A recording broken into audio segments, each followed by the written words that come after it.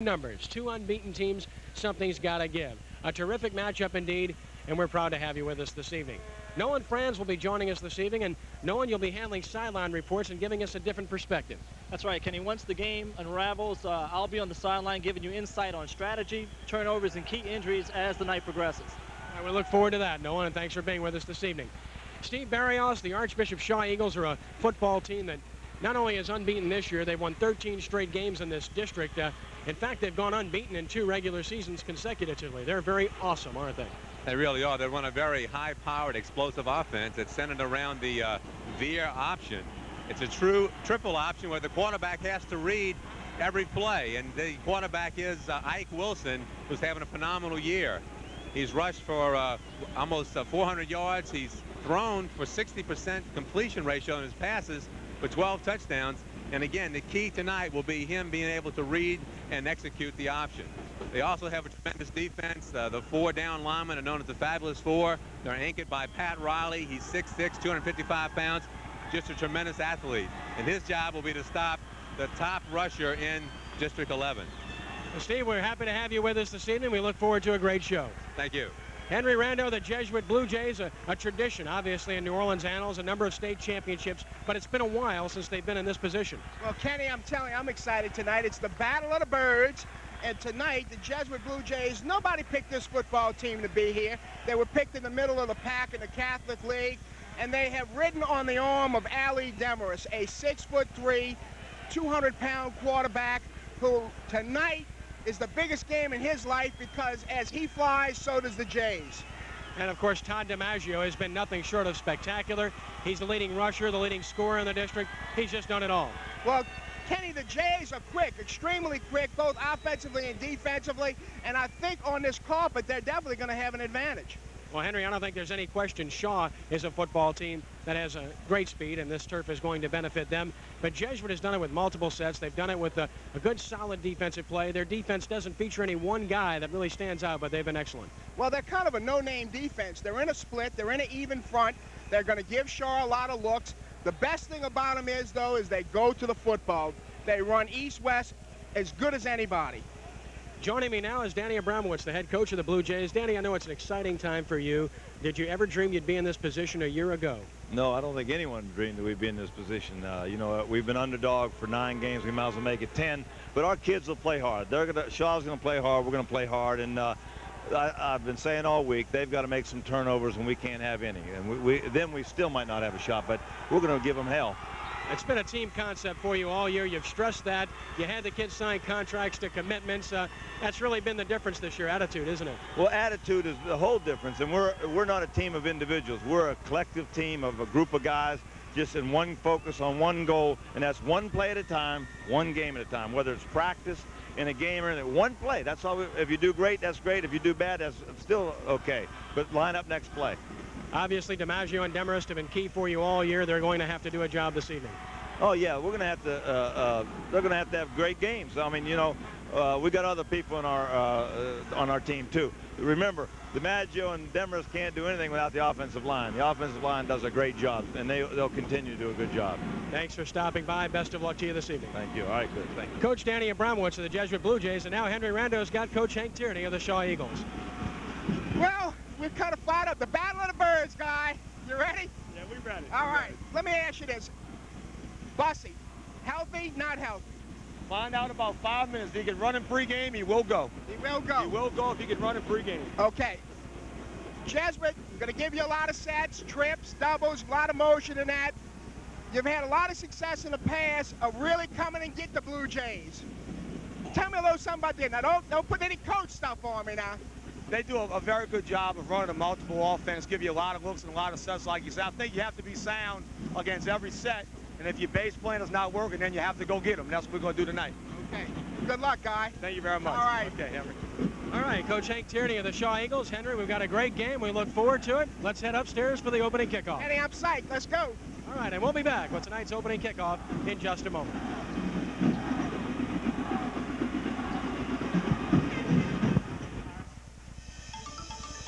We do much more than entertain. We install and we maintain. Man controls. Climb the poles. Wilcox Cable. Count on me. And count on me. To bring the world's best TV. 'Cause all we do for you. Wilcox Cable. Ken Trahan back at the Louisiana Superdome along with Henry Rando, Steve Barios, Nolan Franz on the field for tonight's big game. 11 Quad A championship at stake. The second-ranked Shaw Eagles, the 8th-ranked Jesuit Blue Jays, both 9-0, 5-0 in the district. Captains meeting at the center of the field for Archbishop Shaw. Jeff Chasson, number 4. Chad Barron's father, 14. Terry Joseph, 15. 24, Inurel Chester. For the Jesuit Blue Jays, captains are number 5, Ali Demarest. 38, Jeff Delorfano. 60, Doug Chapaton. And 93, Sean Sellers. So we see Harold Parker, who is the referee, flipping the coin. And in fact, the referee is Harold Parker. The rest of the officiating crew this evening. The umpire is Earl Spindell. The head linesman will be Walter Eckert. The line judge, Paul LaRosa. The back judge is Ed Bravo. And the electric clock operator is Lenny Reese.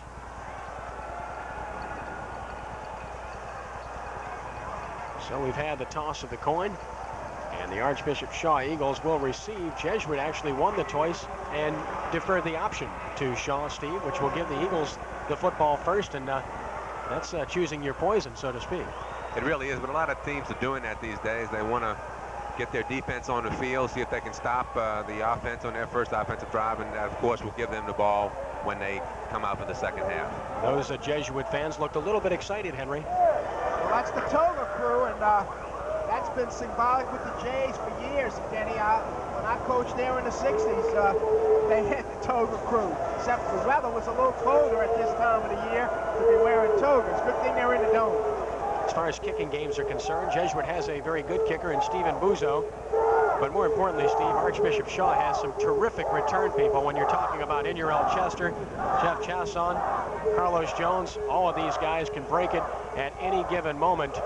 And they're all back to receive this kick. In fact, Shaw can score on kickoffs or punt returns just as quickly as from the line of scrimmage. And special teams, I think, are going to play a very big part in this football game. Buzo to kick it off. A good look at number 28, the 6'1", 170-pound senior. And as we mentioned, deep to receive for Shaw. Number 4, Chasson. 24, Chester. 9, Jones. And we're underway in the Superdome. Kick coming to the far side. Short kick to the 20. That's Carlos Jones. 25, not much room. He's down at the 28-yard line. Short kick, but good coverage by the Blue Jays. A charge led by number 83, Nathan Abercrombie. Defensive end for the Blue Jays, and Archbishop Shaw will put it in play, 1st and 10 from their own 28-yard line. Okay, here you see the return man, Carlos Jones, taking the ball. It was a very short kick, but it floated, and it gave the Jesuit special teams coverage a lot of time to get down there and make the stop. Kenny, we have a Blue Jay down on the field right now, so that's why play is being held up. So we see some of the Shaw fans here, and yeah, we do have a player down and can't pick out the number. We'll try to do that. We'd like to take a look at the Shaw offense if we could. And what an offense it is. This Archbishop Shaw offense is a team that has averaged 37 points per game and 387 yards per game, Steve. They are very, very potent. And as you mentioned earlier, Kenny, Inurel Chester, he's 5'11", 185-pound senior, but he's averaging right at 10 yards a carry, 795 yards. There's a starting backfield. The quarterback is Isaac Wilson. Jeff Chasson is a wide receiver. The backs are Jake Oliver, Terry Joseph, Inurel Chester, Murray White, and Kyle Agent. Agent, of course, the center, and the rest of the offensive line. Pitts, Gobert, Charlie Borg is the punter, of course. Monaco, out to Monaco VA, and James Potter leading the Shaw offense. Rustin Washington is their tight end, by the way, and there's the injured Jesuit player being helped. He looks to be a little bit woozy at this time, but no leg problems, it appears, as that's number 31, Jason Hemel, 5'8", 150-pound junior, being assisted from the field by the Blue Jay medical staff. And we're set to go as we get a good look there at Isaac Wilson. Ike, the 5'11", 170-pound junior. He's nothing short of sensational. He really is. He's never lost a football game that he started in JV or high school. Just a phenomenal stat in itself. Well, he's done it all. He's accounted for... You think maybe we could call Jim Finks? Yeah, he's accounted for 23 touchdowns overall this year, running and throwing the football. So he has a hand in most of what Shaw does well. All right, 1st and 10 for the Eagles from the 28-yard line. Setbacks split. The veer set behind the quarterback Wilson, and he keeps on the lead option, and he is down after a gain of about 3, maybe 4. He managed to get an extra yard or 2 after being hit initially, and nice effort. Mike Schlegel, 34, the first man there. As you see Wilson come down the line, great penetration that time by the Jesuit defense. Number 34 doing a good job getting through. That's the linebacker for Jesuit. Nice penetration. Mike Schlegel is a very rangy one, Henry. 6'4", 215, a senior, good size. Absolutely. On 2nd down, and we'll call it 6 yards to go from the 32-yard line for Archbishop Shaw. And the first man through fumbles the football, but gets it back. Wow, that was close. It's a first down for the Eagles. Appeared to be Kendall Bussey to the 40 for a gain of 7. It was Inurel Chester, actually 24. Chester on the ball carrier, and we'll see it again. Well, it's just an inside dive there on the inside veer, and he just loses the handle on the ball. And of course, this is one of the things that I think is Shaw's Achilles heel, and that is that they put the ball on the ground. They're averaging a better than 4 fumbles per ball game. And that's what the Jays have to hope for here. 43, Ronnie West made the hit. First down, Eagles at the 40. Another fumble, and this time the Blue Jays have it. 92, David Mitchell, 5'11", senior on the recovery for Jesuit. And Henry, you were the kiss of death for the Eagles on that one. Well, again, it's just a lead option, and you see right there, number 54, really, 34, that Schlegel really puts a major league hit on the quarterback, and the tailback never really got a handle on it. He really, and that's Schlegel's second play that he just had great penetration coming through the Shaw offensive line. As a result, the pitch was behind the ball carrier. On first down, Demarest rolling, Demarest throwing deep and incomplete. Good coverage on the play. Pat Riley put Demarest on the deck. Intended for Shane Bordelon, their best receiver. And not much there. Good coverage on the play defensively for Archbishop Shaw. Bruce Wallace was trailing Bordelon. It'll be 2nd and 10. I want to take a look at the Blue Jay offense, and it's been an extremely potent offense in its own right. They deserve some credit as we look at some of the Shaw fans. The Jesuit quarterback, Ali Demarest, is a guy that's come leaps and bounds from a year ago. He's tall at 6'3", very mobile as we see. They'll roll him out quite a bit and has a good arm. We'll take a look at the rest of the Jesuit offense in a moment. On 2nd down, they give it to DiMaggio, breaks a tackle, gets across the 30. Tough gain of about 5 yards, and tough is the right word for this young man. Todd DiMaggio, Henry, 5'8", 165, a senior. He's done it all for them. Well, you're going to see right here, it's just a blast play with the tailback there. Nice block by 32, Brian Marino. And I'll tell you, Kenny, those two guys, Demarest and DiMaggio, have carried this football team. He ran through the tackle of Big Nick Walker, believe it or not, and was finally brought down by the other blue chip defensive tackle, Sean Jones, who's considered a blue chipper, as are many of these Eagles. We'll call it a gain of 4 officially. 3rd down and 6 from the 30. Quick snap, Demarest fakes, stops, throws in a flat, caught, and short of a first down. Torrey James came up to make sure that there was no first down. The pass was complete to Brian Marino, 32, the junior fullback. But a good tackle there prevents the first down, Steve. You see the quarterback going off of play action. He fakes a little bootleg action. Big pressure by Riley. He pulls up, and just a nice play by the safety from Shaw coming up. As you said, Torrey James to stop him short of a first down. Yeah, the food is aplenty here this evening, and so are the fans. They're still coming in. We have an outstanding crowd, as we expected. 4th down, a short 2 for Jesuit. 26, the line of scrimmage. They need the 24. And they don't get it. Marino stopped at the 25. Shaw takes over on downs. Nick Walker, 88, made the initial hit for the Eagles. Kenny, one of the things that I've said from the very beginning of the game is that I really believe that between the tackles tonight is a mismatch, and you're going to see that between Sean Jones, Nick Walker, Charlie Camp, and Bruce Wallace. They really are going to dominate the Jesuit kids size-wise. Now, whether or not they dominate them with desire and effort, that remains to be seen, but there is a mismatch between the tackles. We'll take a look at the Jesuit defense here on the very first opportunity. Just a moment as Shaw takes over offensively. On first down, the fake, the throw, Chasson has it. Chasson's loose. 45, 50, Chasson in the Jesuit territory and out of bounds at the 39-yard line. Jeff Chasson, the 6', 175-pound senior and a 3-year starter. started the show, we talked about Wilson hitting 60% of his passes this year, and his favorite receiver is Chasson. He's the second fastest player on the team. Does a great job making a catch, breaking a tackle, and picking up extra yardage.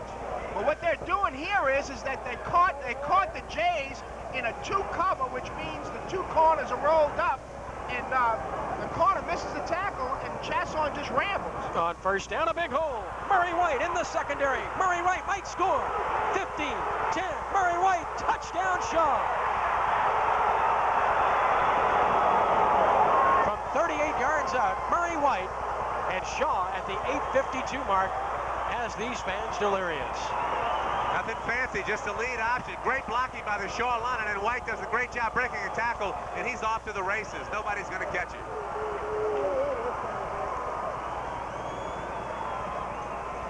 Jake Olivier on to try the extra point. And Olivier has it through. Timeout on the field. 8:52 to play, first quarter from the Superdome. Here's our score. Archbishop Shaw 7, Jesuit nothing. We'll be back with more first quarter action in just a moment.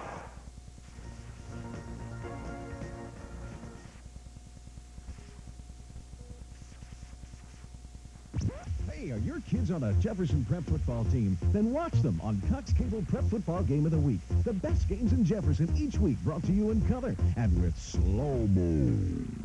An instant replay. Join Kenny Trahan and Henry Rando each Sunday at 6 p.m. on Cox Cable Jefferson Channel 6. What? You've got something to do on Sunday? Then tape the game yourself on Mondays at 4 and 9 p.m. and watch it when you can. Cox Cable Prep Football Game of the Week. Hey, we even had 4K on here once.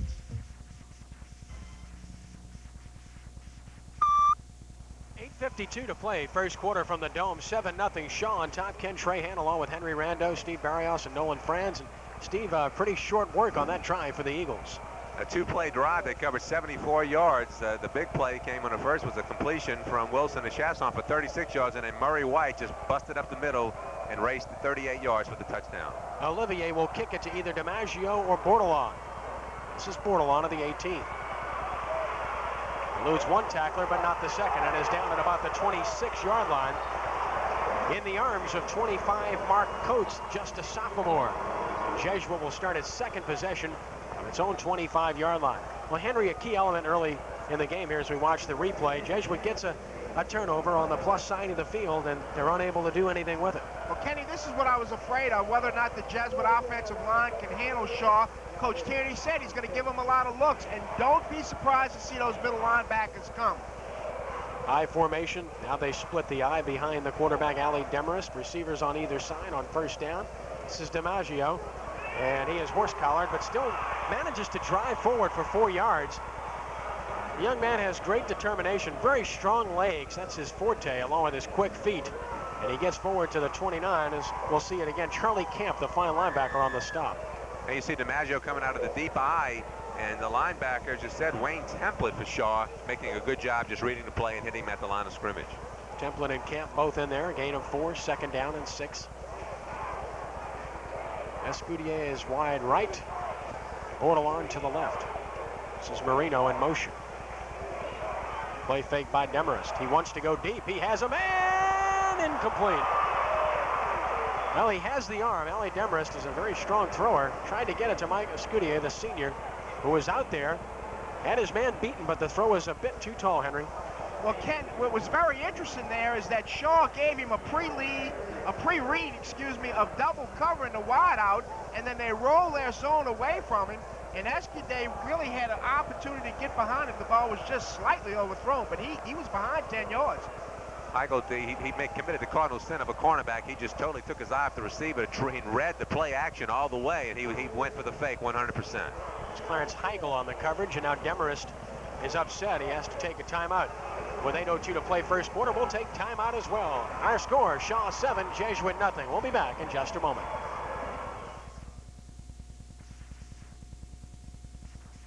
Too often fail because of poor beginnings. Jefferson Parish Economic Development Commission helps small businesses through its many support programs. The Jesuit Enterprise Center is a small business incubator providing its participants with low-cost rental space and other important support services. Business incubator programs like the Enterprise Center have an 85% success rate. contrasted to an 80% failure rate by new small businesses outside of an incubator program. To find out more, call JEDCO. 8:02 to play first quarter. Shaw leading Jesuit 7-0. Ken Trahan with Henry Rando, Steve Barios, Nolan Franz will have reports throughout. Jesuit had to take a timeout, a little confusion there, but now they're up to the line of scrimmage quickly on 3rd down and 6, and Demarest is rolling. Still rolling, and throwing, and incomplete. Over the outstretched arms of Bordelon, and the Blue Jays are 3 and out. Demarest on a rollout here. It's a pass all the way. He knows the heat's coming. He tries to drill it down the sideline. It was a little high. Could have been a catchable ball, but Bordelon didn't come down with it. Receiver was wide open. That's one thing to be said about that series. They had receivers open on 2 plays. All right, 10-man line on 4th down. The punter is Kurt Whirling for Jesuit. Pretty good rush, and he barely got it off. High kick. Takes a Shaw bounce, however. It's going backwards, and Jesuit will finally down it at the 48 in Shaw territory. So Archbishop Shaw will have terrific field position. That's just a 19-yard punt. Kenny, it's pretty obvious just by the tone of these 2 possessions that Shaw right now has really, I think, has shown a lot of intensity for a team coming in. Both teams are what I said 9-0. You're going to see the Jesuit defense here: Williams, Quinlan, Schlegel, Delafano, Goot, West, and Weber. Okay, and then you're going to see Fernandez, Wheeler, Mitchell, and Sellers. On 1st down, Chester slashing into Jesuit territory to about the 46-yard line. A pickup of 3 yards for Inurel Chester. A game-breaking type. Seems to make at least one big play in each game.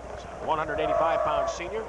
Rushed for over 1,000 yards a year ago. Has 783 yards this year and averages almost 10 yards a carry. That's phenomenal average per carry. 10 yards a carry. You'll win a few games that way. Gain of 2 and officially to the Jesuit 47. 2nd down and 8. Good look at Ike Wilson, talented junior. Lead option. He is loose. He could go. And the Eagles lead it 13-0 on a 47-yard run by Isaac Wilson. Isaac Wilson is the son of Holly Wilson, who was an all-state performer at West Jeff in the 70s. And here, you know, this is what they do best. The option, he comes down. He makes the right read because his pitch man's cut off, but he breaks the tackle of a Jesuit Blue Jay there, and then he's off to the races. Nice blocking downfield. Just good execution by the Shaw offense. Extra point attempt up, and Olivier has it through again. 6:57 to play, first quarter in the Dome, and Shaw ranks 2nd in the state, showing UI in control, 14-0. We'll be back in just a moment.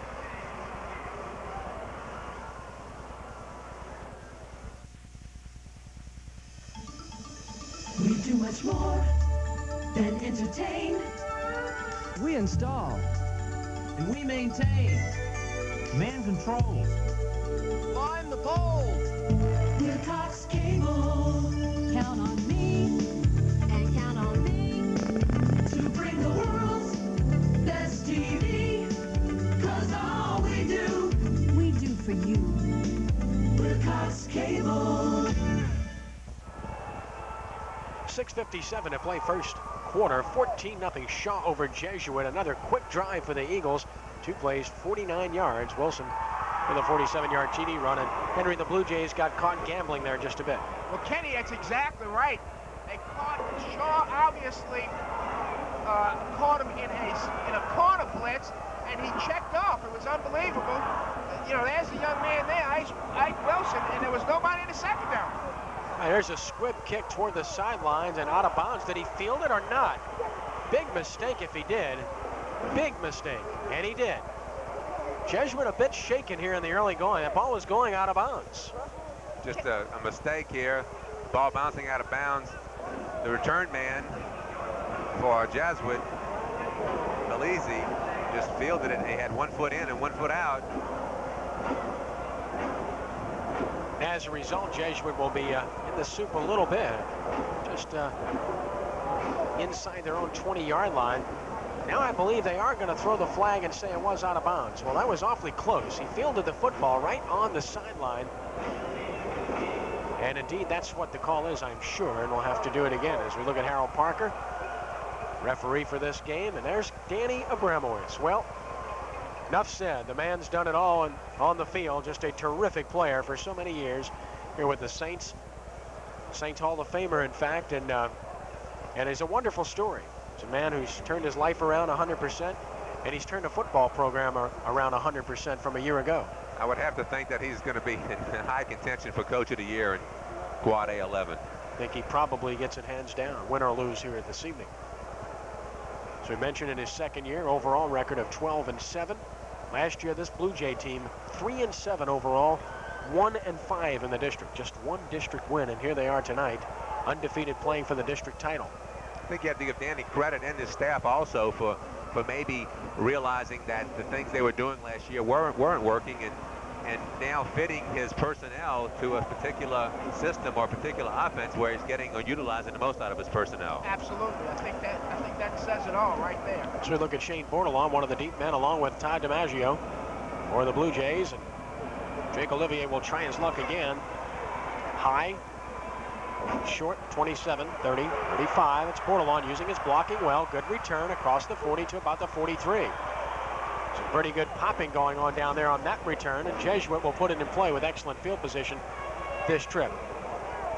Kenny, you're going to see it right there. It's not a very good kick, and Shaw's kicking game has not been the best, but Bordelon takes it in, follows his blocking, and he really has, I think, excellent speed, and he's possible can break one anytime tonight. Key possession for Jesuit to establish something here, down 14-0. DiMaggio in trouble, cuts back, and he's hit and dropped. Might have gotten a yard, just not much there. You can see the cutting ability of DiMaggio. He's outstanding in that respect, but just too many green shirts, and Charlie Camp, 99, polished him off. Another solid college prospect, 6'1", 210. Kenny, I believe we're still waiting. No, I'm wrong. Demarest did complete a pass on that first drive to the fullback, so I think that's the key to this football game. 2nd and 8 officially from the 45-yard line. And this is DiMaggio. Breaks one tackle and another tough run by DiMaggio across midfield to about the 49-yard line for a gain of about 6 yards. There's a good look at Todd, and here's a look at the play. Really just an outstanding effort that time by DiMaggio. He's came tonight with over 1,000 yards rushing to lead the district. And again, he did it all on his own. Great determination, great effort. 1,035 yards and 20 touchdowns coming in, which leads the city. Leads the district in rushing, of course. Ran for 106 yards and 2 touchdowns against Rummel last week and was a little bit banged up. 3rd and 2, possession down, Jesuit at the Shaw 49. Quick snap here. And they've got running room. DiMaggio has a first down. Takes a big hit at the 45. But did find some running room there. And he gets up. Here again, they're going with is referred to as maybe the bounce play, where they just come down the line. He waits to see an opening. And as he cut up, he did pick up the first down, but he was really leveled by Charlie Camp as he picked up the first down yardage.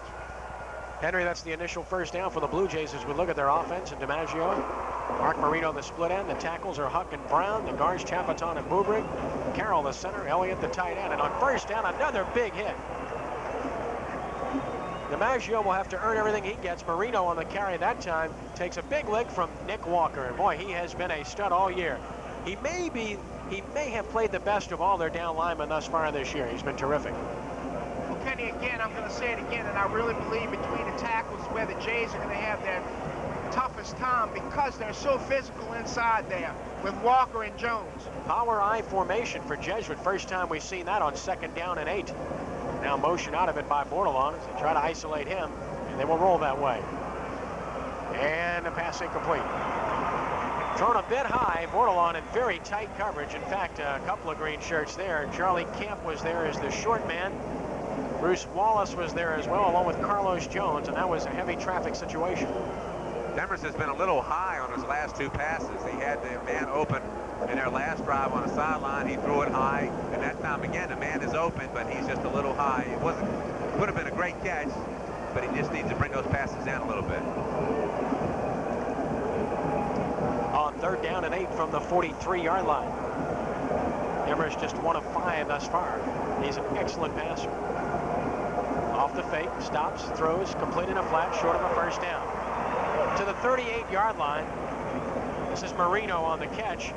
A nice play by the cornerback, Torrey James, the 6'2 junior, to stop him short. A pickup of 4, maybe 5 yards, but well short of the first down, and Jesuit will punt it away. 4 minutes to play in the first quarter. Rick Whirling on to punt. He averaged 36 yards on 3 punts against Rummel last week, but faces a 10-man line here once again. They nearly got the first one. Good snap here. Angles for the sideline. Will it get there? Nice looking kick. Nicely done by Whirling. Down at the 9-yard line. Zach Freelow.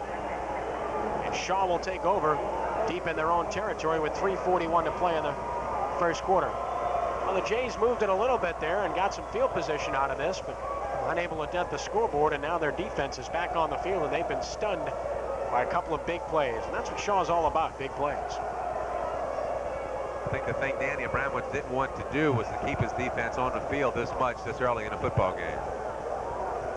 Mike Wilson sets them down on first down from his own 9-yard line, and he wants to throw from here. Now he'll run as a design play, cuts back, has running room, and he's up to the 18-yard line. Pick up 9 yards on the play for Isaac Wilson. It's really a nice play. It's really off the counter tray. It's a quarterback counter tray that we're in a trips, and Wilson does a nice job there of following his blocking. The guard tackle Potter and Joe Pitts there. Now this is a fun down for an offense. Second down, a short one. Twin backs behind Mike Wilson. And he wants to throw with all kinds of time. Now he's in trouble. Gets away and is down. Mike Schlegel, the outstanding defensive end, gets to him. And that was a coverage sack. It really was, but really Wilson missed the open man on the near sideline. He was wide open. He wanted to go to his primary receiver, and then, of course, the pursuit just took him down before he spotted him. Well, Steve, you being an old receiver, they roll in the corner, but they're letting the receiver hit the sideline, and the safety can't get over the coverage. But Joseph was by himself, number 15. Third down, still a yard to go. Flags are down, and they may have taken too much time. You're going to know, again, you're going to have motion, and the Shaw interior line. The guard and tackle moved just a little prematurely, and the official threw the flag immediately. Illegal procedure against Shaw will cost them 5, and it changes the perspective from 3rd and 1 to 3rd and 6, and that's a big difference. 2:14 to play in the third quarter. Well, Jesuit, Steve, they haven't had an unbeaten season in a long time. That's true. They're shooting for their first unbeaten season since 1962. That is a long time ago. I was only just a kid then. Yeah, you were what, about 25 then? So that might have been your senior year in high school. And WestJet, 3rd and 6 from the 13-yard line. Jesuit in a blitz, draw play. He's got room. Look out, Murray White. First down across the 30 to about the 31. Tackle made by number 39, Ryan Gucci, and the Jays got caught in a blitz. And really a nice sprint draw there, and you're going to see Murray White, he just picks his way and weaves in and out of the Blue Jay defense there. Really nice job there. There's White right there. And he got some excellent blocking downfield. Just a perfect call for that situation. 1st and 10 from the 32. Wilson barking signals. Strong right formation, and they run the lead option, and this time short yardage. Was hit almost immediately and managed to fall forward for a couple of yards. It'll be 2nd down and 8. May have been just a little mix-up that time in the backfield. It appeared Wilson was waiting for his dive man to come to the line of scrimmage. He never showed, and then in his hesitation, he was just engulfed by the pursuit. We look at the Eagle offense and some of the fans here this evening with 1:07 to play in the first quarter. Split backs behind Ike Wilson. And the play fake. He's in trouble. Stops, throws, incomplete. Well, the pressure really had as much to do with that as anything as he tried to get it to Chasson. That's the best pass defense in the world. Wilson doing a good job with the play action, hiding the ball. And again, as you said, Kenny, the pursuit or the pressure by the linebacker that time, Mike Schlegel, made him throw it prematurely and threw it behind his intended receiver. I really like that particular play, though. It really was something I have not seen Shaw do, and they're going to come back, believe me, with that sometime in the ball game. All right, it's 3rd down and 8, 34-yard line. They need the 42. Rolling out, and he gets away from the containment. He can run if he wants, but he throws deep sideline, and did he get it? No, he's out of bounds. Tough break, good throw, and a fine catch by Terry Joseph, but he was just out of bounds on the play. He really did. Great penetration that time by the Blue Jays as they come through. And I really think, Kenny, that if Wilson had to do it over again, he might tuck that ball and run. It looked like he might have had a clear field in front of him. All right, the officials are having a discussion. Secondary, I did not see a flag, however. I believe they're going to let him punt it away, and they will. Okay. So Shaw will have to punt for the first time this evening. Telly Borg, a 6'1" sophomore who averaged 34 yards on 5 punts against St. Aug last week, will handle those chores. The officials are still having a discussion, and we could have a personal foul on Shaw. Yeah, the flag, we didn't even see the flag thrown. It was probably a dead ball foul away from the football, and the officials all stepping off the yardage now against the Shaw Eagles. Hank Tierney getting an explanation right now. It is a personal foul against Archbishop Shaw, marking the football back to the 19-yard line, so that's the second penalty on the Eagles. The Jays have yet to be penalized. All right, Jesuit with a 10-man line. DiMaggio deep to receive the punt. Quick snap, and they'll get it off just fine. End-over-end job. Tough one to field. Good job by DiMaggio. Nice cut. 50, 45, 44. Well, he's a nice player. Todd DiMaggio. He really is. He's only 5'8", 165 pounds, but he does it all. He feels the punt. Great ability to fake right there. Can cut on a dime and makes a nice return. Well, there's Coach Abramowitz. Danny in his second year seems to have agreed with that job handsomely. First down from the 44-yard line of Shaw. Good field position for Jesuit, trailing 14-0. And the reverse play. Bordelon wants to throw. The receiver slipped, and now he's hit, and it's intercepted. Nick Walker. He's done it all this year, and he comes up with a big play here. And the story here, the receiver slipped and fell. There you see, it's a little razzle-dazzle, the reverse pass. But as you said, Kenny, the receiver slipped, and before the pass could get off, he's nailed, it pops free. And there's big number 70 for Shaw. That's Nick Walker making his, maybe his first interception of the season. And maybe his last. But again, you know, that's a lineman's dream right there. Big Nick Walker, and he showed pretty good speed there coming down the sideline, and he gives the Eagles great field position. At the Jesuit 36 on first down, big hole. Chester across the 20 to the 18. 18-yard gain. First down, Eagles threatening to stretch a 14-0 lead. We talked about turnovers a little earlier in the ball game. Here you see just a straight dive right there. But the turnovers now are working against the Jesuit Blue Jays, that interception of a would-be halfback pass. Turnovers are something that Jesuit is not accustomed to, Steve. That's true. They've had no turnovers in their last 3 out of 4 ball games. They've not committed 1 turnover, and that's a phenomenal stat in itself. And the first quarter comes to a close here at the Superdome. At the end of one quarter, our score, Shaw 14, Jesuit nothing. We'll be back with our second quarter on a sideline report with Nolan Franz in just a moment.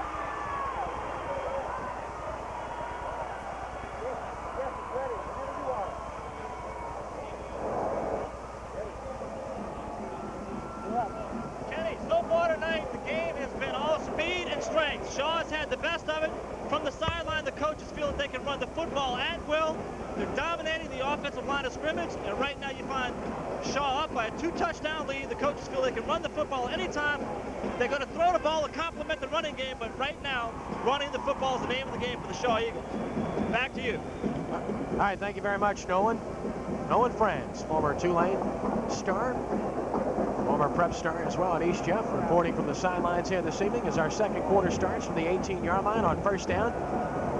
By design, breaks one tackle and fouls forward to the 13-yard line. Isaac Wilson showing great determination, makes something out of nothing, a gain of 5. It'll be 2nd and 5. Isaac Wilson, 5'11", 175 pounds.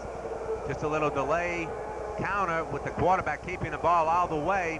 He's hit at the line, breaks tackles, keeps his leg drop going, and just scoots forward for a about 6 yards. Second down 5 from the 13-yard line officially. Murray White breaks a tackle. White will score. Touchdown, Shaw. 13 yards out. White with his second score of the game, and Shaw leads it 20-0. Well, just a great second effort there by number 33, Murray White. It really supposed to be a cutback dive, but Jesuit blocked it, and White just took it straight up in there and just dove into the end zone to put the Eagles ahead. 3 scores to zip, 20-0. Sean Sellers had good penetration for the Blue Jays, but he just missed the tackle. And the extra point attempt is no good. The kick was low, might have been tipped, but Olivier misses this time around. With 11:23 to play, first half, time out on the field. Shaw 20, Jesuit nothing. Back with more in just a moment.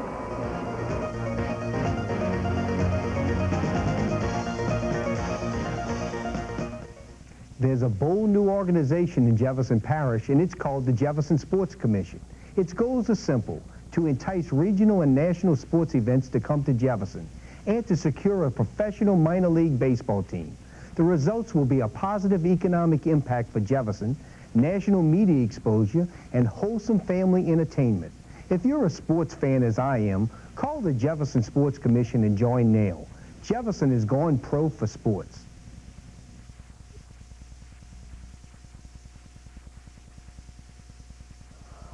.23 to play, second quarter.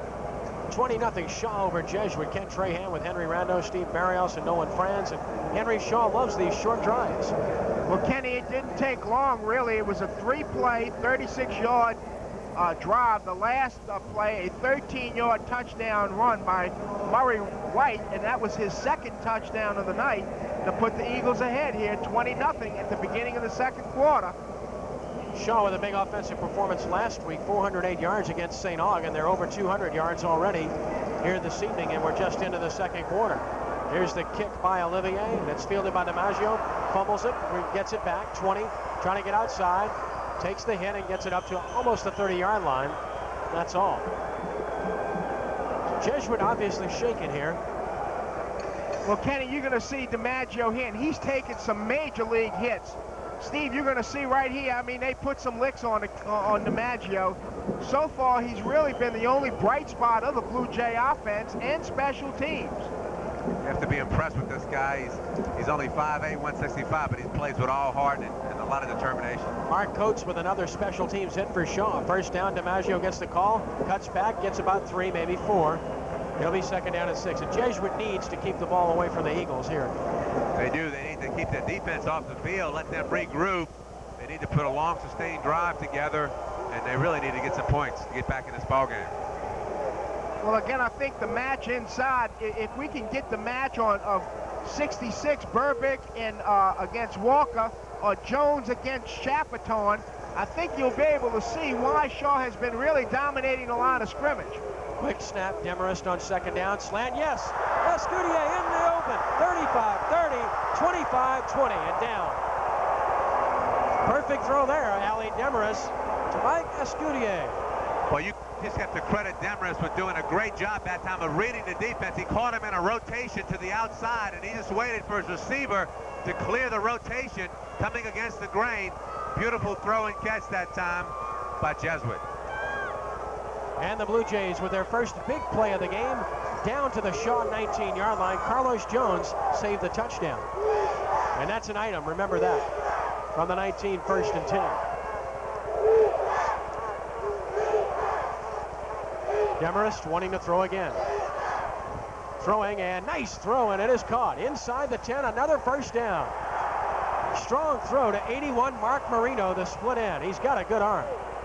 Really? Well, what the Jays are doing here, which is something they're giving almost a drop back look, and then it's a delay rollout. So he's allowing Shaw to go ahead and rotate their defense, and then he's sprinting on the corner. Plus, he's sprinting away from the penetration of that big front four of Shaw. And Kenny, I think by doing that, he's giving his offensive line a chance. First and goal, Jesuit from the Shaw 7-yard line. Motion, sprint, draw, running room. Touchdown, Jesuit. Brian Marino from 7 yards out, and the Jays strike quickly at the 9:38 mark of the second quarter. Great play calling, I think, Kenny, because in both situations here you see, again, he gives the rollout. Great block that time by the center, Gary Carroll, but the rollout had the Shaw defense going after him, and he cut back against the grain. Nice call by Jesuit. Stephen Buzo, 28, on to try the extra point for the Blue Jays. Perfect. He's a good kicker. Timeout on the field.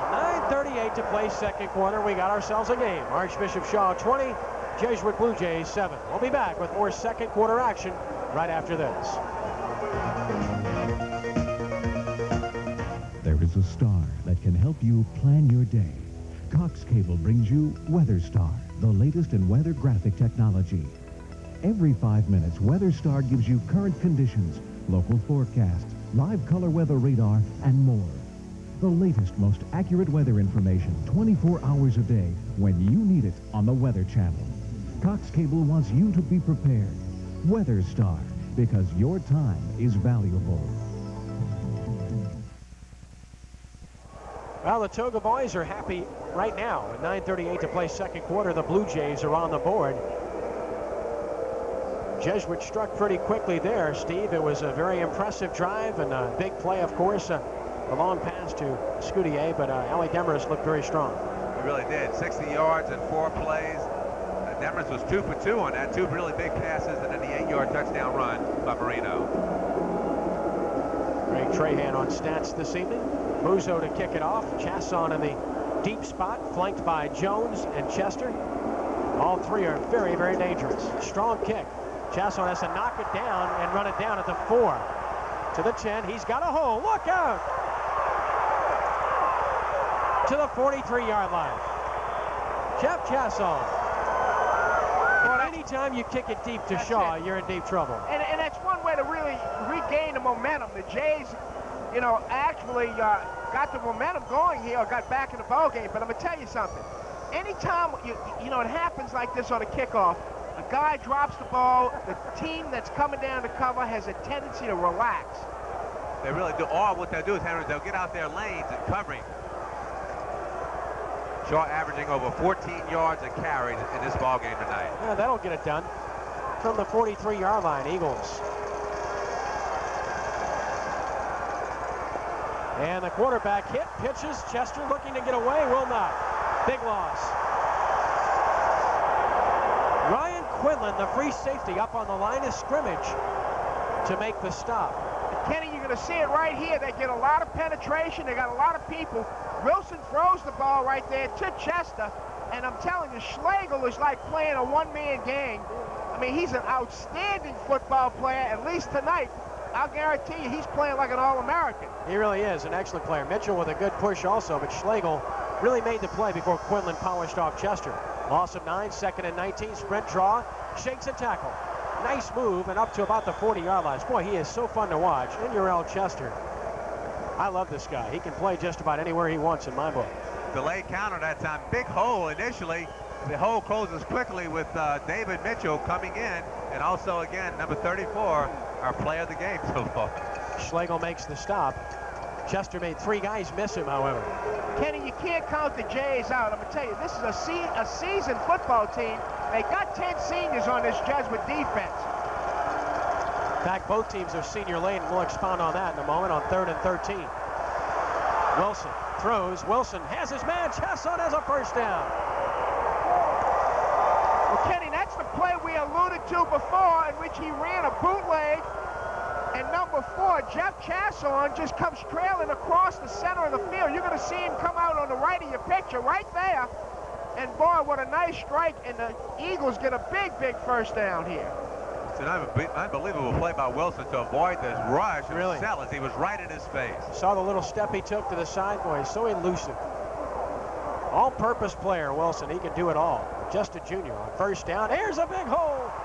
Murray White to the 27, maybe the 26. A gain of 20. Jesuit having to gamble up front, and when they don't make plays, they're giving up big plays. Well, Kenny, I'm going to tell you, you're going to see, again, it's the cutback dive, and boy, they do a great job up front. I mean, they just blew a hole in there with Potter, Agent, Monaco, and Gobert. Wow. I want to say that the right guard is Joe Monaco, not Monaco, because his parents let us know indirectly that we mispronounced it the first time we did him this year. So we hope we satisfied you. Your son's playing great. And this is Kendall Bussey for the first time on first down up to about the 21-yard line. Well, the big guy's been plagued by injuries much of the year, but he is an absolute stud. He has got wonderful size and great ability. Super athlete, Ken. 6'3", 225. He's averaging 8 yards a carry. I think he was third in the state in the shot put, and he can long jump 22 feet.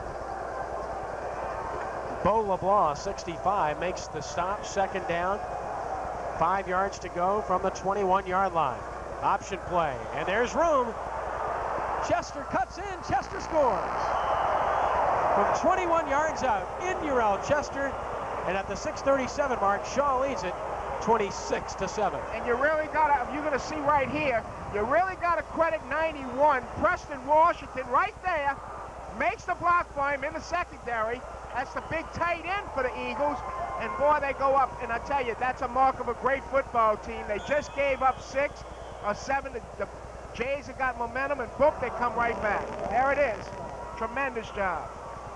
Into the end zone. Shaw takes a timeout here on the extra point. We'll keep it right here with 6:37 to play in the half. 26-7 our score, the extra point forthcoming. Should point out that there are no losers tonight in terms of playoffs. Both teams are heading to the playoffs. One is district champ. The other is district runner-up.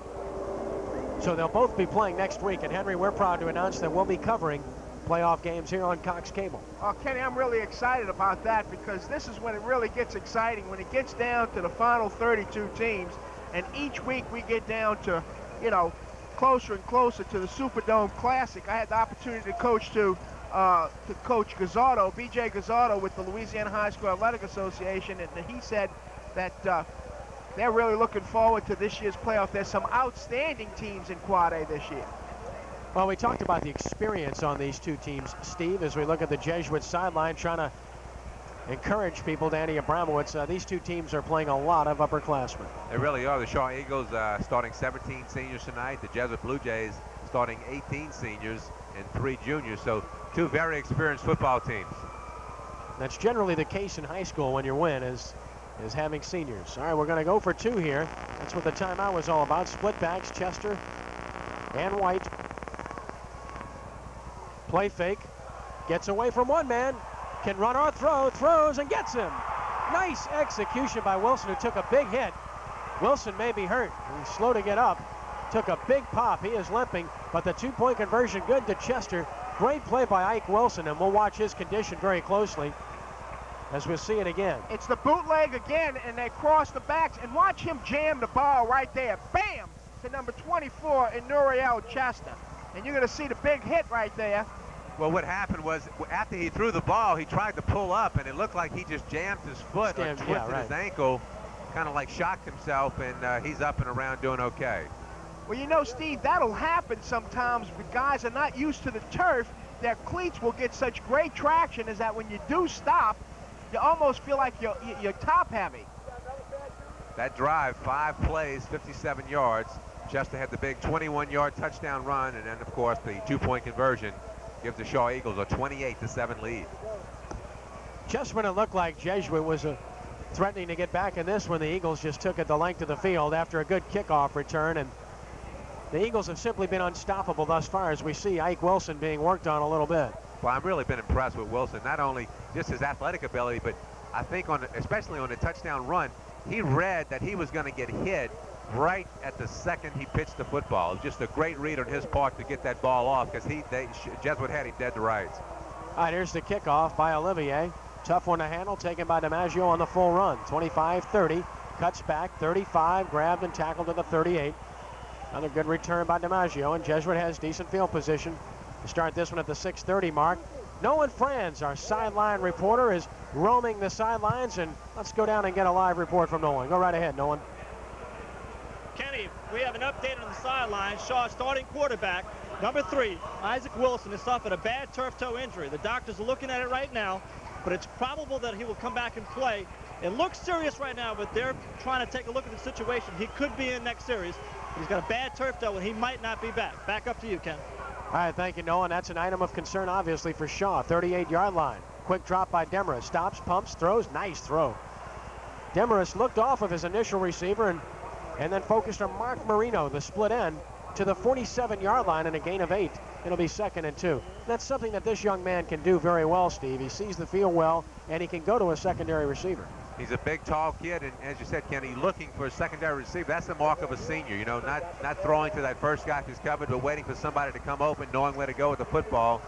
And just a nice throwing catch here. I think he's 3 for 3 in his last 3 attempts. Threw that one in a perfect spot. 2nd down and a long one, we'll call it, from the 47-yard line. And he will throw.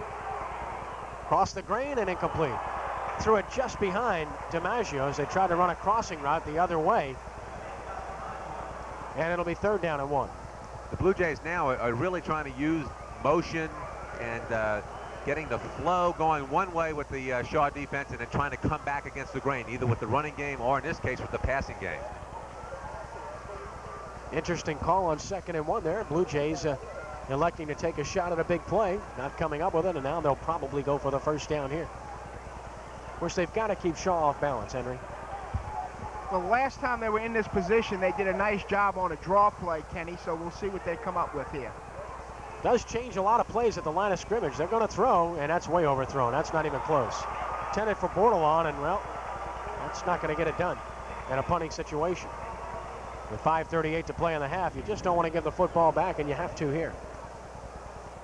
Well, you're going to see here, the ball was just overthrown. It's just what they call a quick hitch or a quick out, 3-step drop, bam, quick control type or possession pass, and he was just a little high.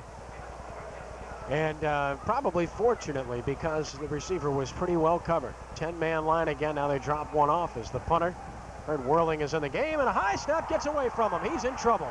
Can't pick it up, now does. Will try to kick it and gets it off. Obviously will be short and takes a Shaw bounce again. So the Jesuit kicking game, which you had to rank as a little bit superior coming in, has not been so superior thus far. Well, Kenny, so far you don't want to make mistakes in the big ball game. You just see here he drops the ball, and of course he makes a good attempt to kick the ball away instead of taking the big loss. Thank God, Shaw had a return on that time. They were not going for the block. Wilson's coming back in the ball game, Ken, so that's a good sign for the Eagles. Bad sign for the Jays, though. Well, the Shaw offense has been a bad sign for the Jays thus far. They have simply owned the Blue Jay defense to this point. On the 41-yard line in Shaw territory. Counter play, Murray White, he's loose again. Look out. Cross midfield, ran out of field. Otherwise, he might have gone the distance. He's close to a 1st down before being driven out of bounds, and you just can't say enough about the job the offensive line is doing. 5:19, 1st half, 28-7 Shaw. Will be back in a moment. There's a bold new organization in Jefferson Parish, and it's called the Jefferson Sports Commission. Its goals are simple: to entice regional and national sports events to come to Jefferson, and to secure a professional minor league baseball team. The results will be a positive economic impact for Jefferson, national media exposure, and wholesome family entertainment. If you're a sports fan as I am, call the Jefferson Sports Commission and join now. Jefferson is going pro for sports.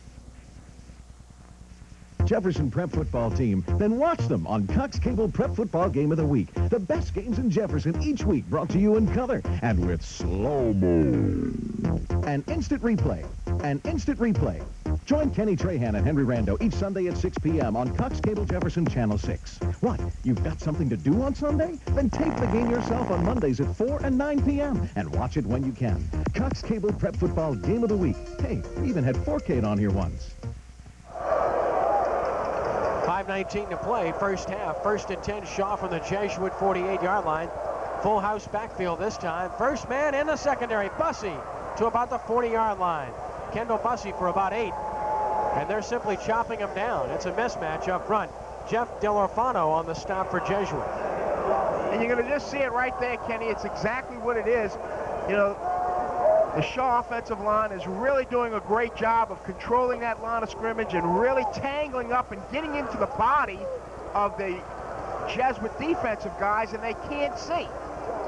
Kyle Agent that time, the center, had a tremendous block for Bussey. He is their best lineman. On 1st down, counter play. Chester cutback, breaks a tackle, breaks another, and gets close to his 1st down. Around the 38-yard line. Well, he's so elusive out there. I like to refer to him as Houdini. He has a good look at Inurel Chester. Looks like 3rd and 1. David Mitchell on the stop eventually. 3rd and short. 4:15 and counting in the 3rd quarter. It's 3rd down and about a foot. Tight formation. They'll sneak it here and get the 1st down. To about the 36-yard line. You see by the formation, the way the backs were cheating up, that was going to be a quarterback sneak. It was almost like what you call a save the game formation, or in a passing situation where the backs will cheat up to be able to pick up a stunning linebacker. We got a guy hurt on the field there. Kenny, it looks like it's another one of the Jesuit players. Jonathan Weiler, the right defensive end, who's on the turf. Injured, but up quickly. That's good news, and he'll go off the field under his own power, so we should see Jonathan back very soon with 4:02 to play in the half. As we look at the Shaw sideline, Hank Tierney has just done such a marvelous job. What a record he's compiled at Shaw. He's in his 8th year at Shaw County. He has a record of 80 wins, 16 losses. Phenomenal. Well, that winning percentage is amazing. 80 out of 96. So we look at the Shaw sideline. Kenny, he's only lost 5 district games in the last 5 years. And he's won 13 straight 11 quad A contests, which is no small task. On 1st down. All kinds of time and going deep for Chester, end zone, and he caught it. Touchdown! 36-yard pass. Ike Wilson, Inurel Chester. What a beautiful thing to see. Kenny, Inurel Chester that time is in double coverage. Wilson just throws it up, all he's got, and he just concentrates on it, makes a fantastic catch in the end zone, sandwiched between 2 Blue Jay defenders. Just an unbelievable catch. 37 yards, Wilson to Chester. Extra point attempt by Olivier. And he squeaks it through there. 3:54 to play 1st half, and the Shaw offense has been a sight to behold. They lead Jesuit 35-7. We'll be back in just a moment.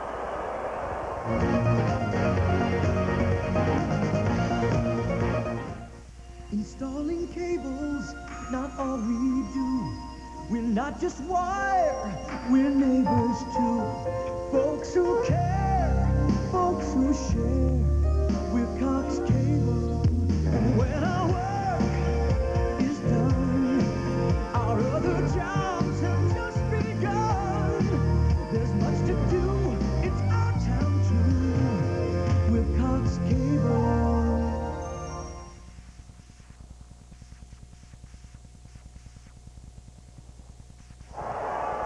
These are happy folks. As well they should be. Gang green, as they call it. The Shaw Eagles 35, Jesuit 7. 3:54 to play 1st half. Again, Shaw does not like to utilize a whole lot of plays to get it done. Well, Kenny, that one was a 5-play, 59-yard drive. The last 37 yards, a pass from Wilson to Chester, and an unbelievable one at that. Unreal. Here's the kick by Olivier. This is a pretty good one. Taken by DiMaggio, 14-20. Trying to get outside, gets one block. Nice cut again, and out to about the 34-yard line. The thing you got to like about DiMaggio's cutting ability is he does it at full speed. He doesn't have to slow down or stop to make his cuts. Well, he really does. He has great quickness and great feet. You're going to see him right here, and he's going to make a little jug move there, and he tries to slip outside there, and of course gets knocked out of bounds. But he certainly is a fine running back. Sets up blocks very well. I don't know if that's DiMaggio down on the Jesuit sideline or not. Well, it could be. Now that you mention it, there is a player down. And I do not see number 10, DiMaggio. And the Jays are taking a timeout here, Kenny. It is DiMaggio. He's up on his feet right now. He's taking some mammoth hits. He is taking some big league hits. He looks to be okay. For Jesuit, they really need him to be okay. All right, 3:46 to play 1st half. 35-7 Shaw. We'll be back in just a moment.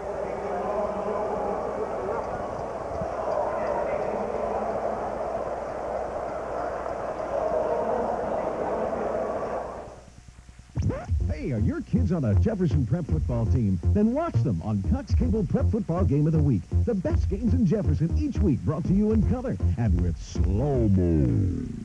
An instant replay. Join Kenny Trahan and Henry Rando each Sunday at 6 p.m. on Cox Cable Jefferson Channel 6. What? You've got something to do on Sunday? Then tape the game yourself on Mondays at 4 and 9 p.m. and watch it when you can. Cox Cable Prep Football Game of the Week. Hey, even had 4K on here once. 3:46 to play first half. 35-7 Shaw over Jesuit. Blue Jays with the football on a big hit. Nowhere to go. I believe it was Marino, the ball carrier there, and he just had nowhere to go and took the big hit from Jamal Musa. Maybe a yard. It'll be 2nd and 9. As we watch the replay again, Jesuit is trying to achieve some balance offensively, Henry. Well, yes, they are, Kenny. They came in here really as a passing team, but as of right now, they've run the ball 10 times and they've thrown the ball 11, so you can't get any better than that. 2nd down, we'll call it 9 yards to go from the 35-yard line. And flags are down. That'll be against Jesuit. Yeah, the center moved the ball twice. He faked the snap, and then he actually snapped the ball, and you can't do that. So that'll make it 2nd and 14. And Inurel Chester has had an outstanding game along with Ike Wilson, and Chester's putting up some pretty good numbers, Steve. He's had 2 pass receptions for 40 yards, 1 for a touchdown, 1 2-point conversion reception. He's rushed the ball 7 times for 47 yards and another rushing touchdown. Not a bad first half. Illegal procedure, Jesuit. 2nd down, 14 from the 30. 3:03 to play in the half.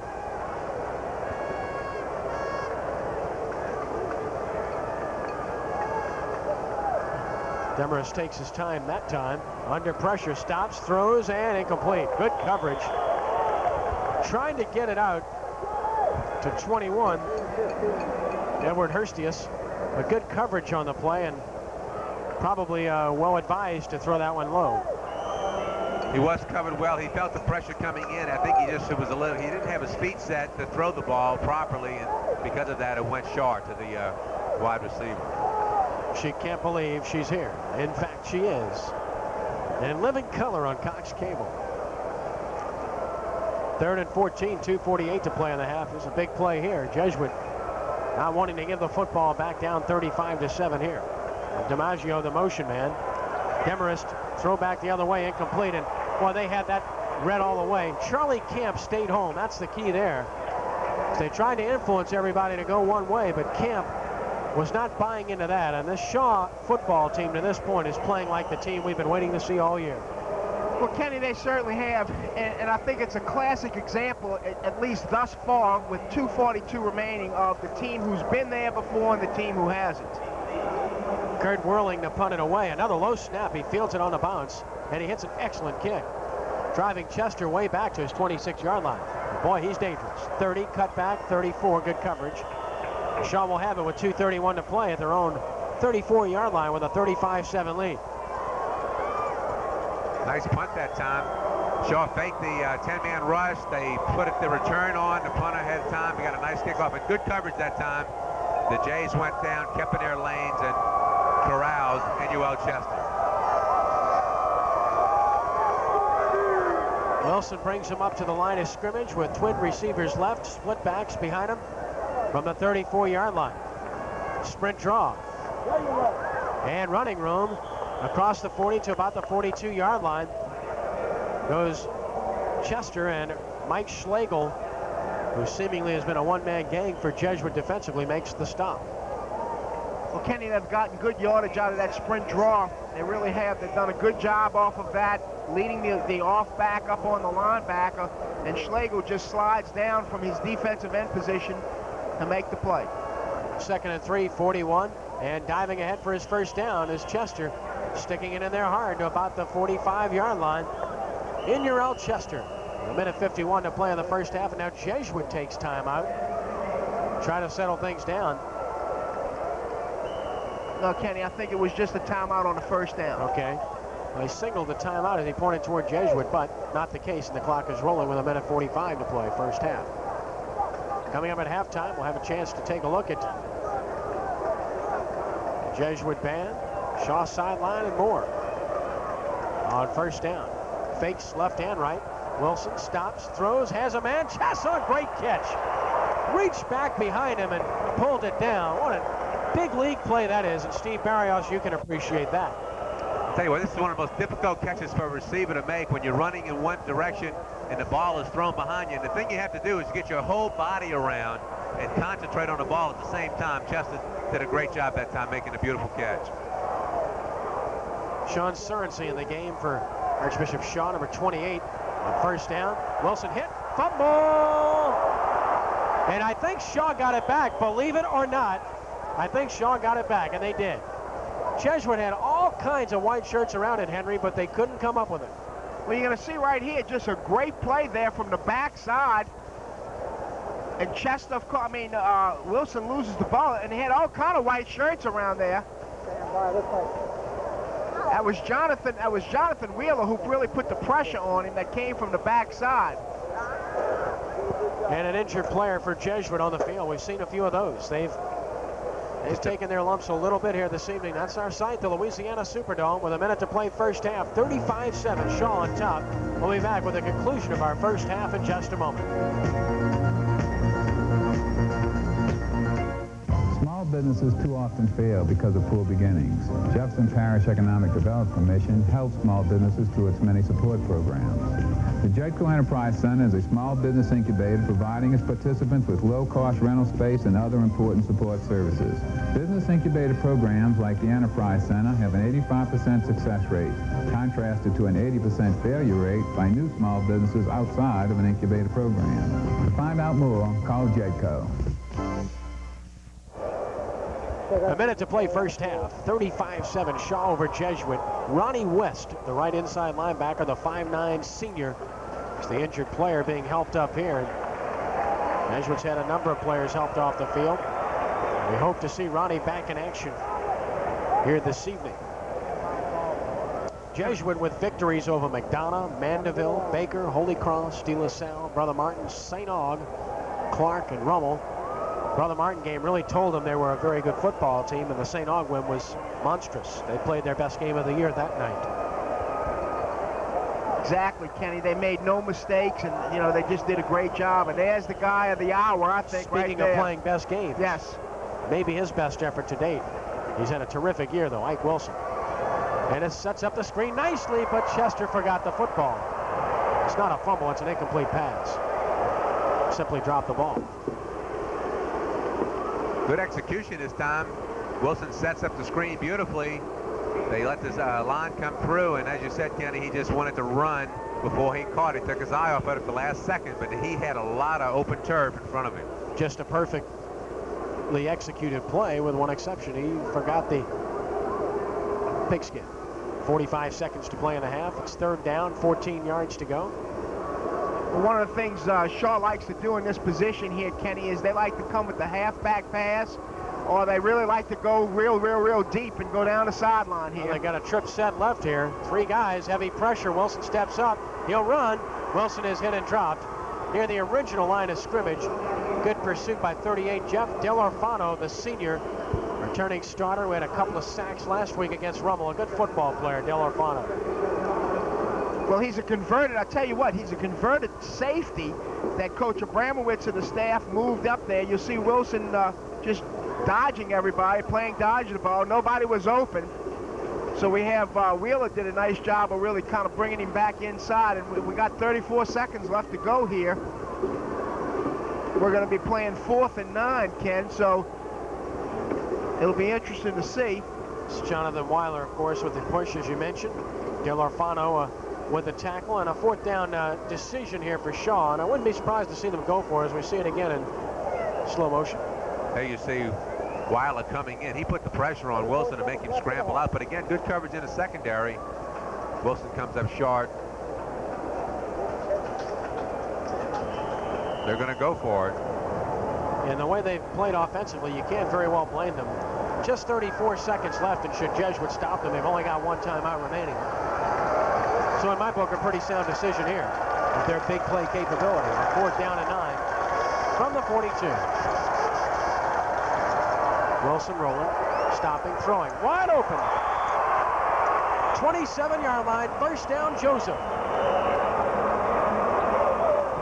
Well, the Jays are in a nickel package, and nobody covers the middle. You're going to see it right there.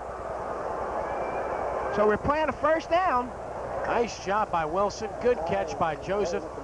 The official stopped the clock momentarily with 20 seconds to play. Shaw does not have a timeout remaining. Keep that in mind. Now the discussion ensues. Harold Parker will come over and discuss things with the electric clock operator. Shaw wants a little bit more time put back on the clock. Right, they're saying that about 5 seconds came off the clock after the first down was picked up and play was stopped.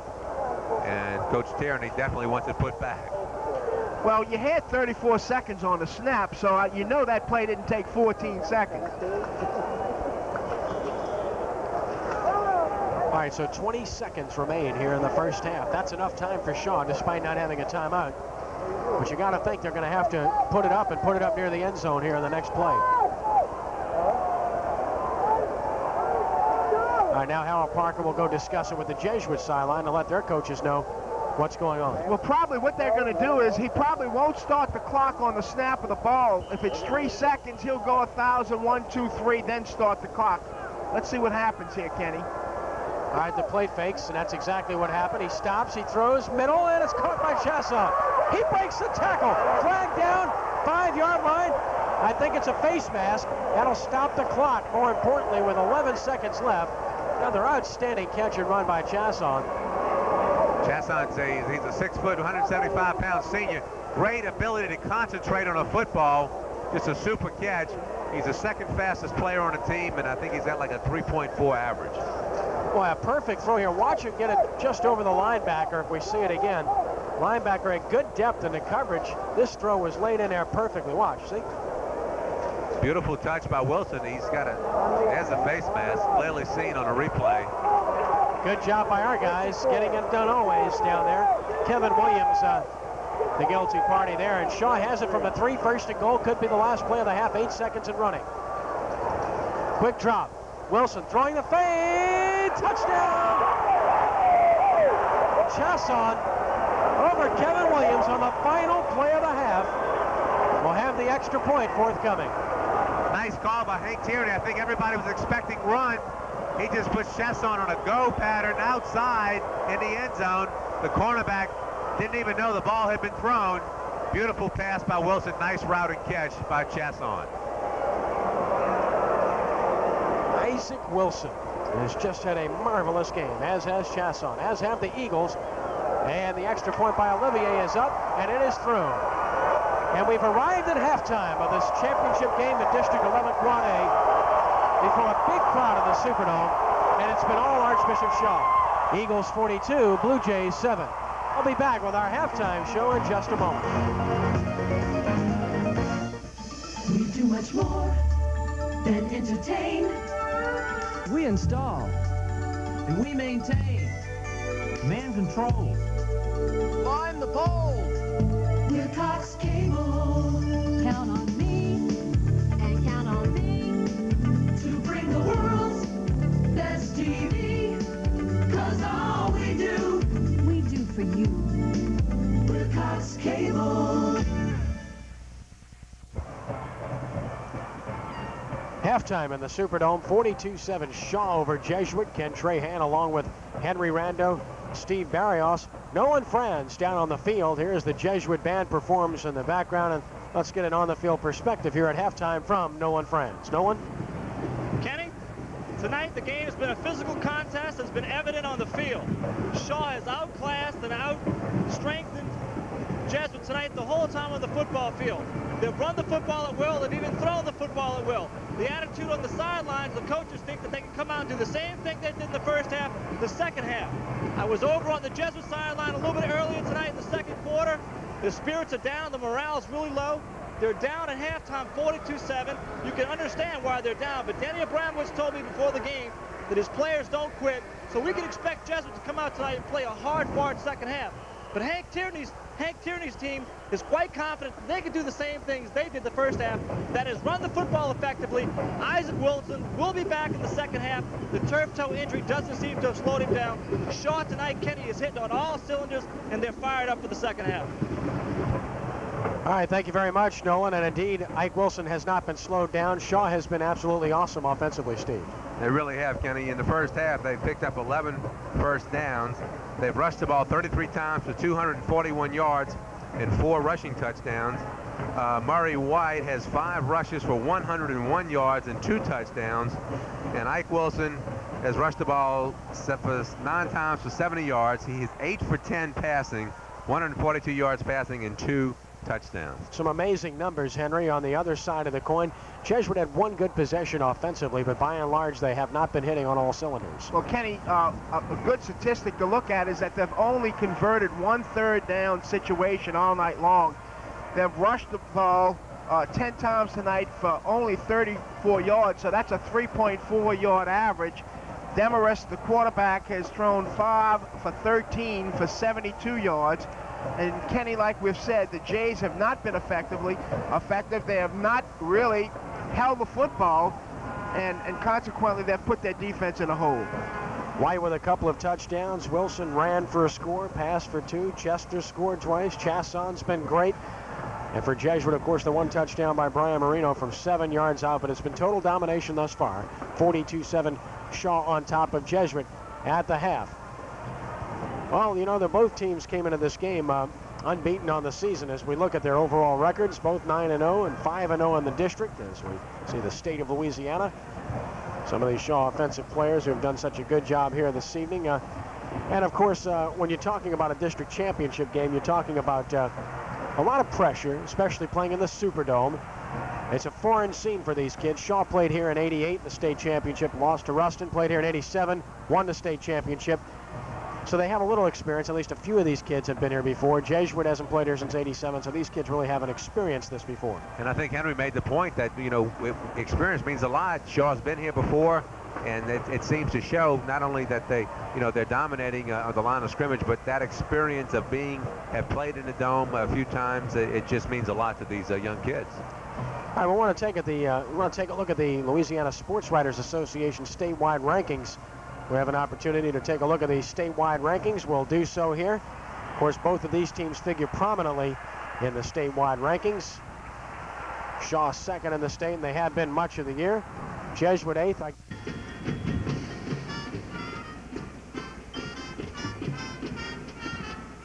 But what's gone as planned for Shaw tonight is their offensive performance. They've been terrific. They lead 42-7 over Jesuit. We'll take a break here. We'll be back with our second half of action in just a moment. We do much more than entertain. We install and we maintain. Man controls. Climb the pole. We're Cox Cable. Count on me and count on me to bring the world's best TV. 'Cause all we do for you. We're Cox Cable.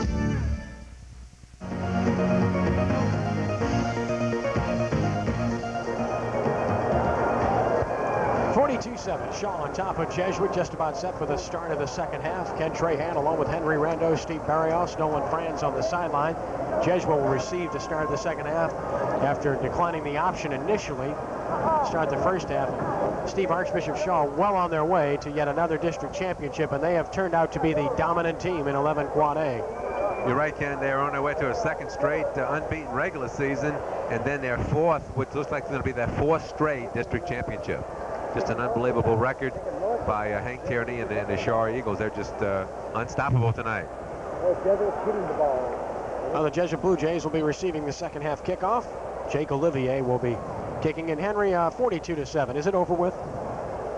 Well, Kenny, you hate to say yes, but I'm going to tell you right now, if the Jays can come back here and show the spirit that they've had over 130 years and pull this one out, I'll guarantee you it'll be the greatest victory since Ray Coates, Hodgins, Versang maybe, John Pettibone in 1946. I can go back and tell you all about the greats, but this might be the greatest win ever.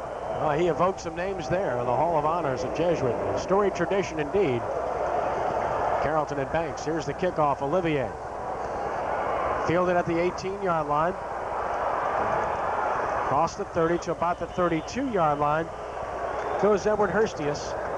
Blue Jays will put it in play 1st and 10 from that point. And the big item here is, will Todd DiMaggio return to start the second half?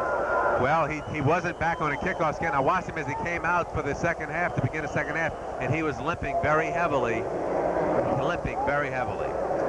I would like to get a report on that from Nolan Franz soon, so let's try to get Nolan Franz to check out the injury to Todd DiMaggio. Jesuit will have to go without him.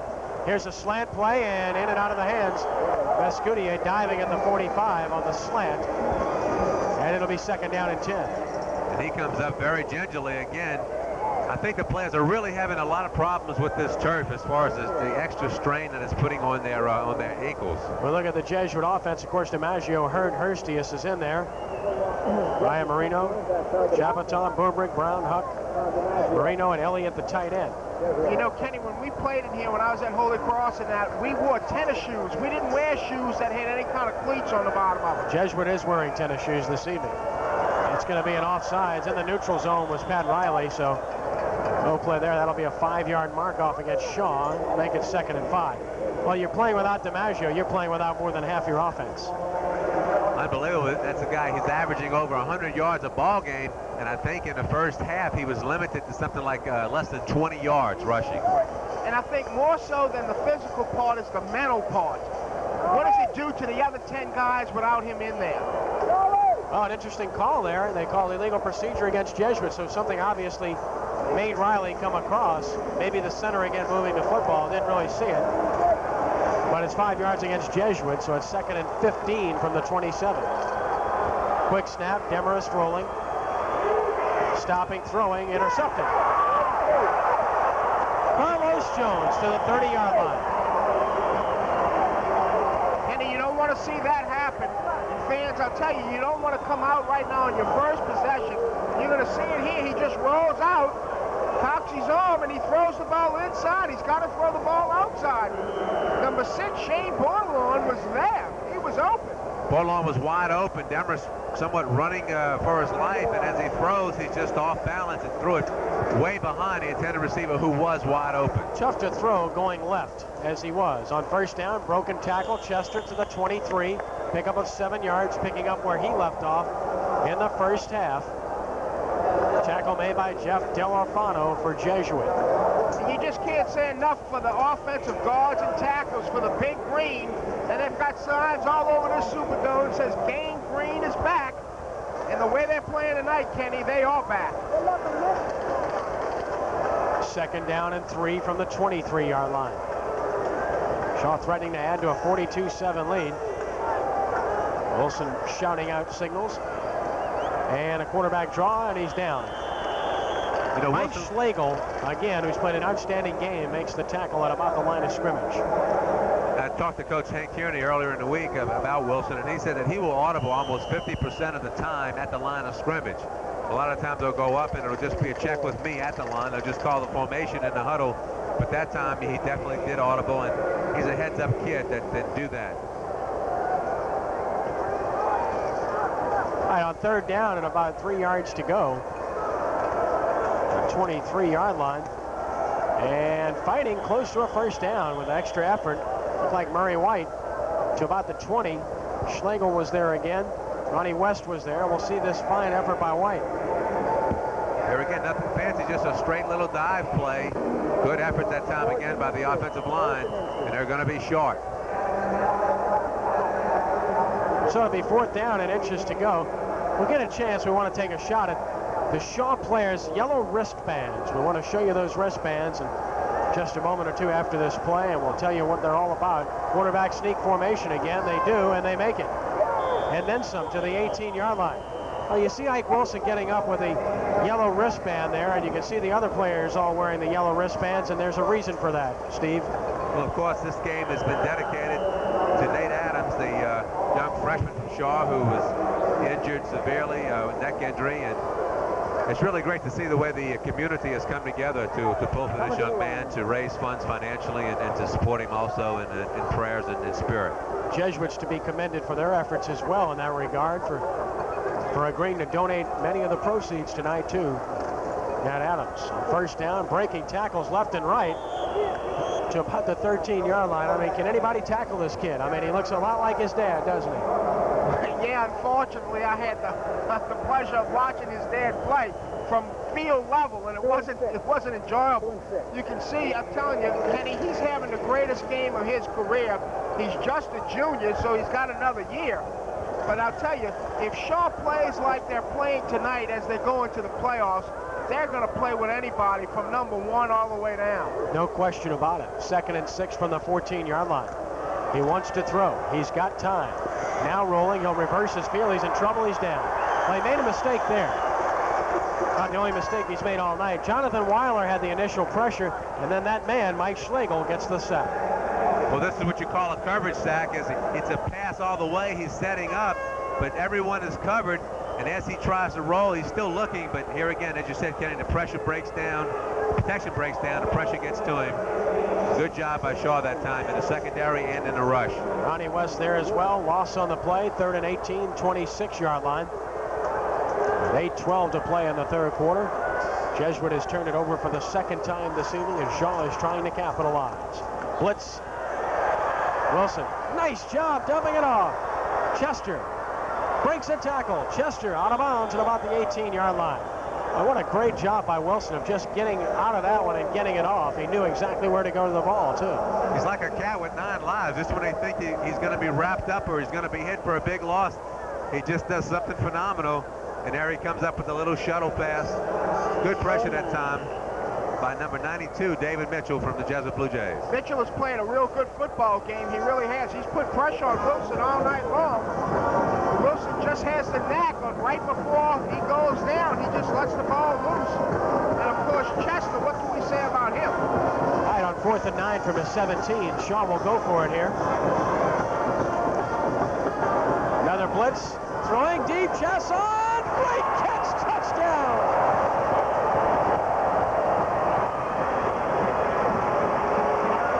Chesson has just made some unbelievable catches tonight, showing great concentration, just fantastic hands.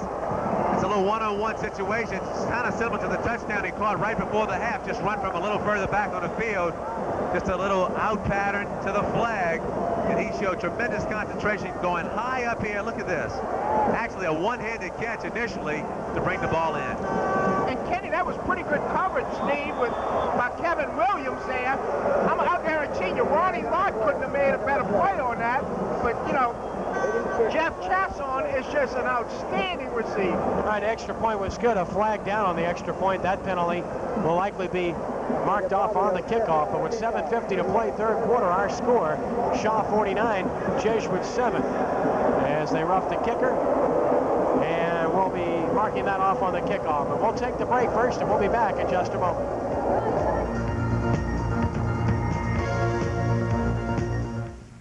There's a bold new organization in Jefferson Parish, and it's called the Jefferson Sports Commission. Its goals are simple: to entice regional and national sports events to come to Jefferson, and to secure a professional minor league baseball team. The results will be a positive economic impact for Jefferson, national media exposure, and wholesome family entertainment. If you're a sports fan as I am, call the Jefferson Sports Commission and join now. Jefferson is going pro for sports. 7:50 to play 3rd quarter, 49-7. Shaw on top of Jesuit. Ken Trahan with Steve Barios and Henry Rando. And Steve, that was probably the longest drive they've had all night. All right. 7 plays, 30 yards. The touchdown pass, 17 yards. Wilson to Chesson making another fantastic catch for the touchdown. Well, here we go. Olivier kicks off. 20-yard line to the 25, cut back and up to about the 30, maybe the 31, and a flag down on the play. Downfield. That was number 3, Brian Baliel on the return for Jesuit, but again, there is a flag on the play.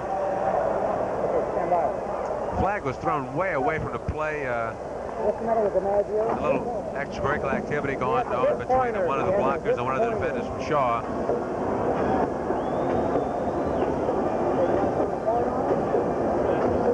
Nice effort there, and 45.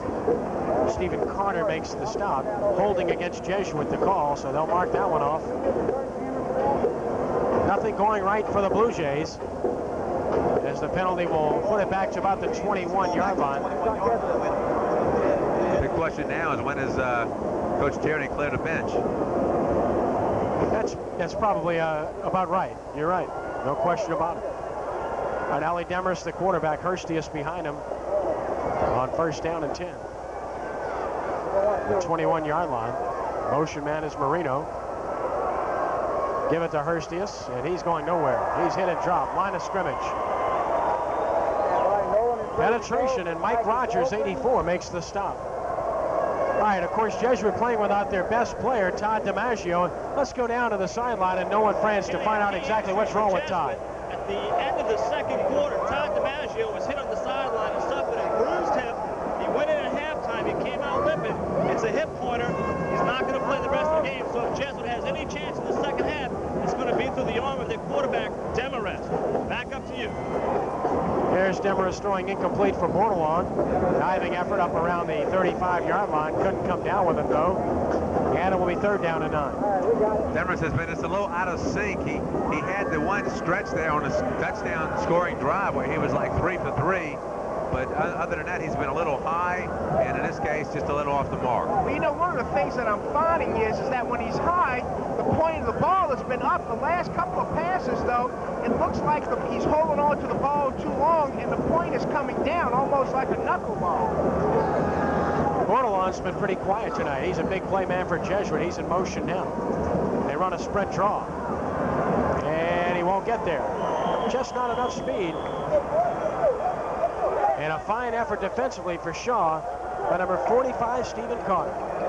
Nice call, delayed draw, an obvious passing situation, big hole, but Carter just shows tremendous pursuit that time, running the ball carrier down from behind. Kurt Whirling to punt it away for Jesuit. Chasson and Chester deep. The CNC boys.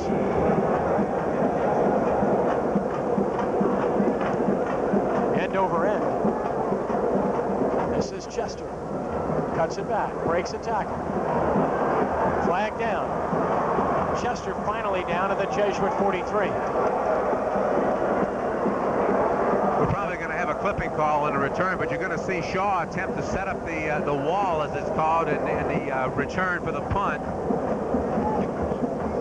Once again, Chester doing an outstanding job, showing his great open field and broken field running ability. He is some elusive. No question about it. We'll see it again. Well, you're going to see they got the wall set up here, and Chester just about gets out there. There's the clip right there by 82. And, of course, they're going to bring it on back and mark it against the Eagles here. Look at him change directions.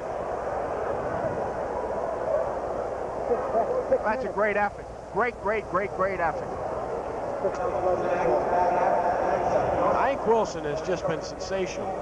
What a tradition a quarterback Shaw has had with the Forcades and the Mickey Guidrys and the Mickey Josephs and the Vance Josephs. But I tell you, I don't know that any of those guys ever played a game as good as the game that number 3 is playing this evening.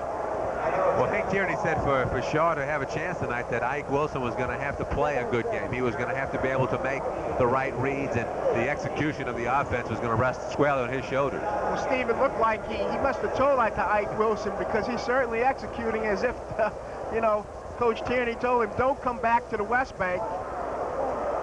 I'll meet you at the Canal Street Ferry if you don't play well. On 2nd and 7 from the 30, sprint draw, running room again, and a 1st down. Shaw up to about the 39-yard line. There's a late flag. A little extracurricular, a little frustration perhaps on the part of Delorfano as we watch the replay again. Well, they're doing a nice job on the offensive line. If we can kind of maybe zoom in on the guards and tackles there, what they're doing is they're folding underneath, or they're bringing the guards and blocking out, and they're bringing the tackles up inside. You're going to see it right there. You're going to see the tackles fold up inside. Scott Gobert there, and 58 Kyle Agent.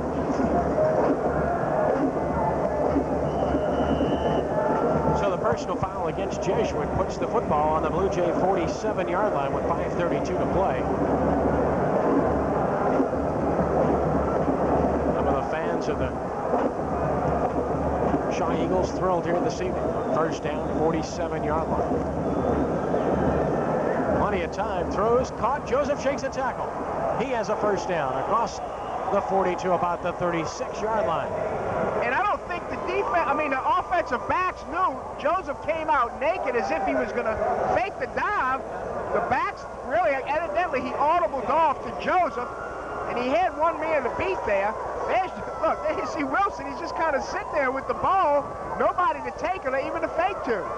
That's true. I suppose that he checked off to a play action, but evidently the back missed it because as he went to fake to the back, he wasn't there.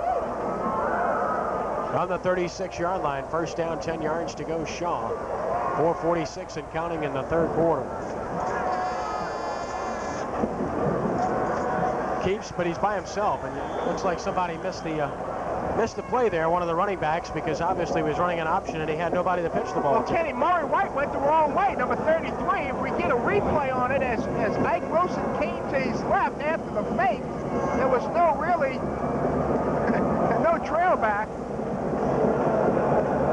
He's having a good time.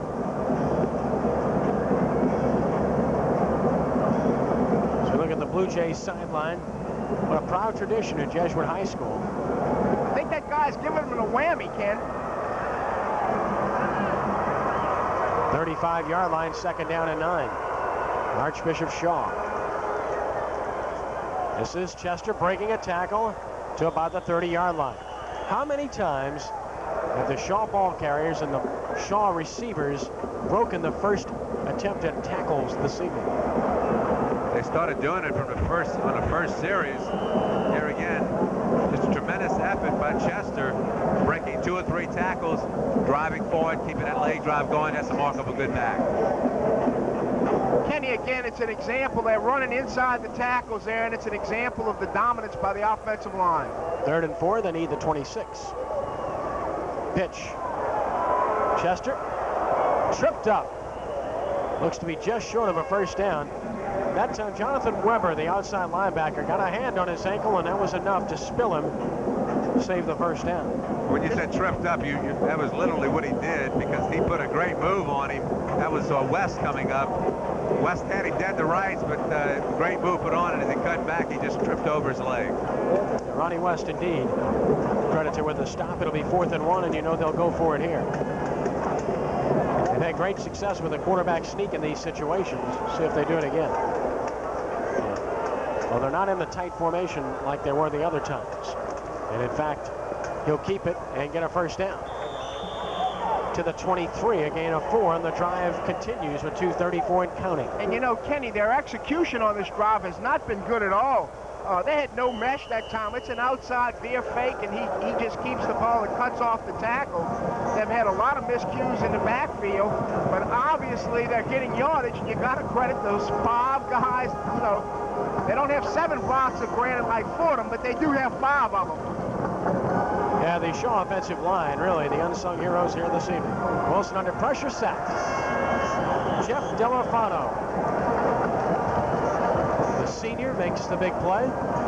He's a nice football player. He's had a fine year. Great job that time, Mickey, going back to the play action, but that time Jesuit reading the play. They had the blitz on from the outside, not going for any fakes. He goes straight to the ball carrier. 2nd and 20 from the 32.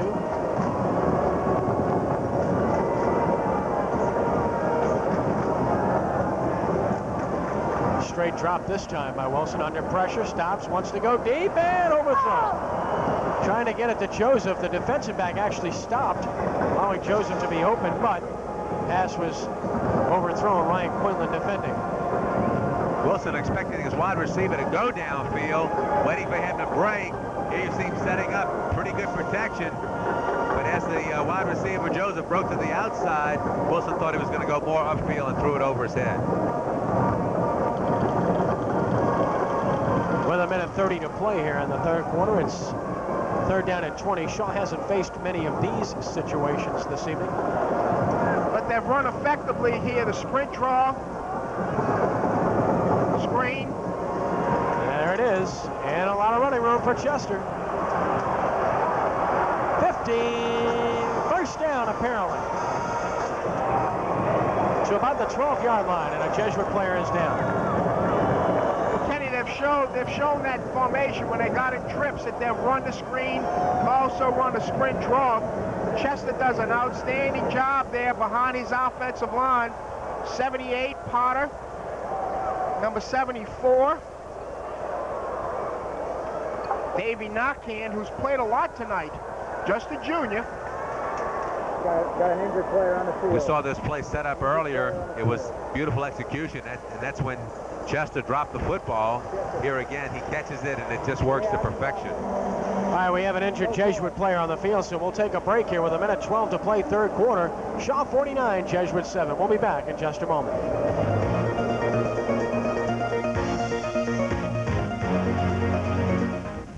There is a star that can help you plan your day.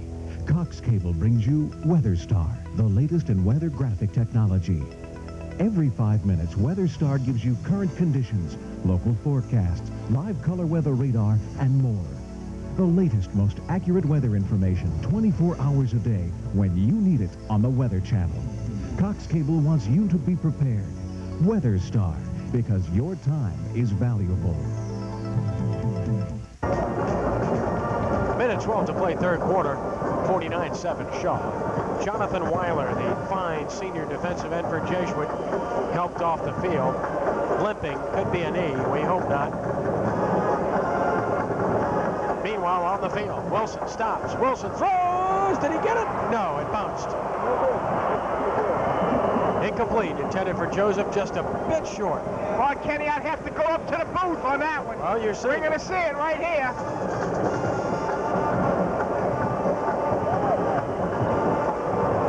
Looked like the ball went through his hand. Damn good. Looks like a good call. Okay, we'll see it here. This is going to be a tougher angle to see it, but we can look through his legs. You see he goes down and cradles it, and there you see the ball that appears to have touched the ground. It hit his hands first. Right. But he didn't really caught it cleanly. It looked like it hit the ground, and then he cradled it. Tough one to call. Draw play, big hit. Murray White spilled, and Delafano is there once again. And I'm going to tell you, Delafano may have saved a touchdown here because I'll guarantee they did a great job on the inside backers. If we can get an ISO, fellas, on the guards, the offensive guards, you're going to see some great blocking. Third down, we'll call it 12 yards to go. Just inside the 14-yard line. And he spilled immediately. And again, Delafano is there. Well, this kid's playing his heart out in his second half. The big thing now, it really becomes mental. Really becomes mental with Jesuit to hang in there and to still execute and come on every play. And Delafano showing that he is mentally tough. And facing the second half, knowing that they were going to play without Todd DiMaggio, it had to be totally devastating. It was bad enough to be down 42-7. Well, we're going to have a timeout on the field taken with as our third quarter comes to a close. All right, that's the end of our third quarter. 49-7, Archbishop Shaw on top of Jesuit. Nolan Franz rolling the sidelines. And let's go down to Nolan right now. Nolan? Kenny, Shaw's lead right now, 49-7. One thing people didn't take into consideration was the emotional factor. They're wearing wristbands on their wrist tonight. Number 36, Nat Adams, a paralyzed individual 2 weeks ago. They're giving the game to Nat. There's no let-up for Shaw tonight. There's 15 minutes left in this quarter. There's no stop for Shaw tonight. Kenny, back to you. Well, Nolan, of course, has his NFL hat on with 15 minutes. Of course, only 12-minute quarters here in high school, but we'll get that out of him eventually. Second longest high school crowd to see a regular season game. Fourth down and 10 for Shaw. They'll go for it again.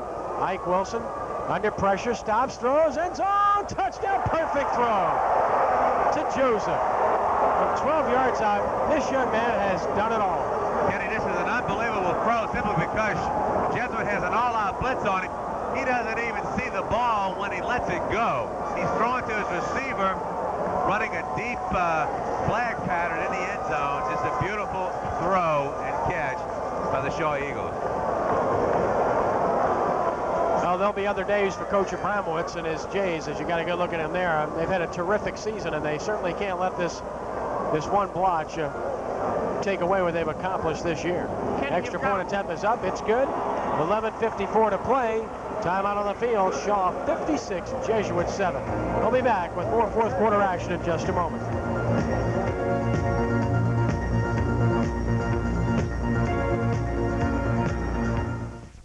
Installing cables, not all we do. We're not just wire, we're neighbors too. Folks who care, folks who share. We're Cox Cable. And when our work is done, our other jobs have just begun. There's much to do, it's our town too. We're Cox Cable. 11:54, and Shaw just continues to pile it up offensively. 56-7, they lead Jesuit. The last scoring drive, 14 plays, it took 74 yards. 13-yard touchdown pass from Wilson to Terry Joseph for the touchdown. All right, Olivier will kick it off. Bordelon and Hurstius are deep for the Blue Jays. This is Bordelon in the 20. He's been a quiet young man tonight. Nice cut. Oh, but just tripped up at about the 35-yard line. Shane Bordelon. The Jesuit offense try its luck again with 11:45 to play. That was a big ankle tackle that time by Elijah Buckley. Stopped Bordelon from picking up some real long yardage on that kickoff return.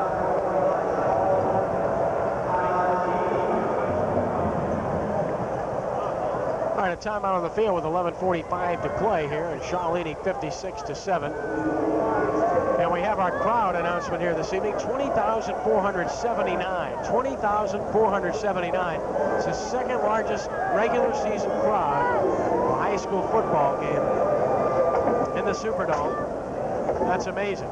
Just a great crowd, and well, you can understand the enthusiasm when you have two unbeaten teams with such great traditions here this evening. Over 20,000 fans in attendance. And I think that says something about playing the game in here. Absolutely. Truly, it was a good move to play this football game here for a number of reasons. Number one, being able to accommodate 20,000 fans. Number two, playing in the best facility in the state, one of the best in the country. And last but not least, number three, for Nat Adams and helping to raise the money for the troubled young men.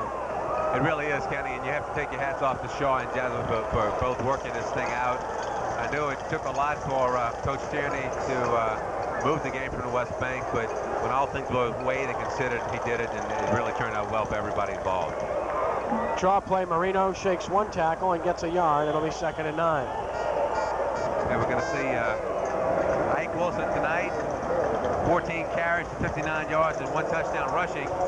13 for 17, 217 yards throwing, and 4 touchdown passes. That's just unbelievable. Just tremendous numbers here this evening for Ike Wilson, which brings me to the point that we haven't told you about our AAA Trophies Cox Cable Player of the Game. We'll make that presentation immediately following this one, and that's an easy pick this evening, guys. Easy pick for Player of the Game. You figure it out. 2nd and 8 officially from the 37-yard line. Trying to get outside, a yard, maybe 2, and that's all.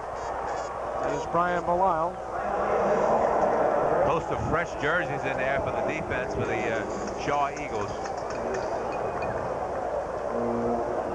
Hank Tierney giving some players some playing time as we watch the replay with 10:43 and counting. So I mentioned both teams will go on to the playoffs.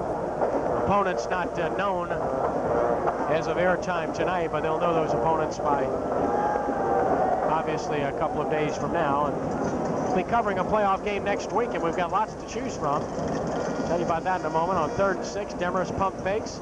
Rolling, wants to go deep, has a man, good throw, yes. Bordelon, touchdown. 61 yards, Demarest to Bordelon.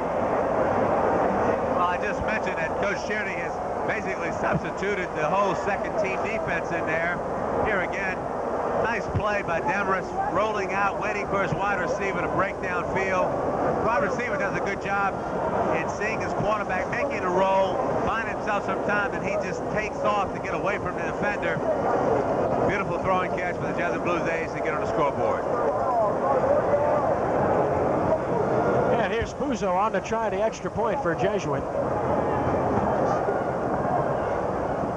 And he's got it. 10:16 to play with our score. Shaw 56, Jesuit 14. We'll take the break and we'll be back with more in just a moment. Hey, are your kids on a Jefferson Prep football team? Then watch them on Cox Cable Prep Football Game of the Week. The best games in Jefferson each week, brought to you in color and with slow-mo. An instant replay. An instant replay. Join Kenny Trahan and Henry Rando each Sunday at 6 p.m. on Cox Cable Jefferson Channel 6. What? You've got something to do on Sunday? Then tape the game yourself on Mondays at 4 and 9 p.m. and watch it when you can. Cox Cable Prep Football Game of the Week. Hey, even had 4K on here once. 10:16 to play, 56-14, Shaw over Jesuit. Blue Jays striking quickly in Shaw fashion, Steve. Scoring drive, 3 plays, 65 yards. 61 yards of it was covered by the touchdown pass from Demarest to Bordelon. Well, Demarest was awfully close to the line of scrimmage on that particular throw. Made the big play to Bordelon. Buzo will kick it off. Talk about that in just a moment. Chasson in the deep position, flanked by Chester and Jones. Shaw late getting an 11th man on the field here, but they do.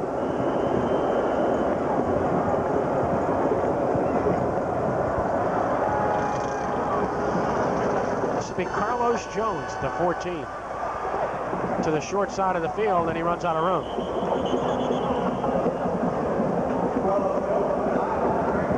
We'd like to see that replay again on the touchdown. We have the opportunity. 10-10 to play. It was nice execution, a beautiful throw by Demarest to Bordelon. Talked about Bordelon being quiet most of the night, and he came alive very quickly there.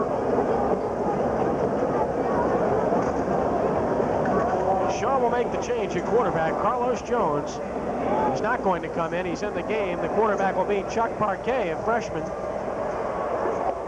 Parquet, if you will. 35. Secondary, 50, 45, 40, 35. Even with new faces in the game, Shaw able to bust the big play, and the person, number 25, Mark Coates, and we've seen do a good job on special teams. Well, you got to take your hat off to Coach Tierney for clearing the bench or putting in his whole second team. Just nice execution again by the Shaw offensive line. A big hole, and number 25, Mark Coates, sophomore, makes a huge pickup. To the 35-yard line, Jesuit territory. Kevin Williams with a touchdown-saving tackle on first down. Movement all over the place. Ball never got snapped. We didn't get a chance to see the replay, unfortunately, on the touchdown pass, but Henry, you thought Demarest was close to the line of scrimmage when he threw it. Yes, I did, Kenny. I thought he was awfully close. Matter of fact, the quarterback even came up thinking that he had come over the line of scrimmage, and I really believe that the pass was a touchdown as a result of the quarterback reading that he was over the line of scrimmage. 5-yard penalty procedure against Shaw. 1st and 15 from the 40. Sprint draw to the 38. Pickup of 2 yards. It'll be second down. And about 13 yards to go. Again, Coates the ball carrier. The clock continues to wind down. Shaw will finish off another perfect season. But you sense they're on a mission. They'd like to get a lot more done this year. Not only, did they have a great season, they have dominated the Catholic League in the last 5 to 6 years. All right, 8:48 to play. We'll take a break. We'll be right back. Small businesses too often fail because of poor beginnings. Jefferson Parish Economic Development Commission helps small businesses through its many support programs. The Jetco Enterprise Center is a small business incubator providing its participants with low-cost rental space and other important support services. Business incubator programs like the Enterprise Center have an 85% success rate, contrasted to an 80% failure rate by new small businesses outside of an incubator program. To find out more, call Jetco.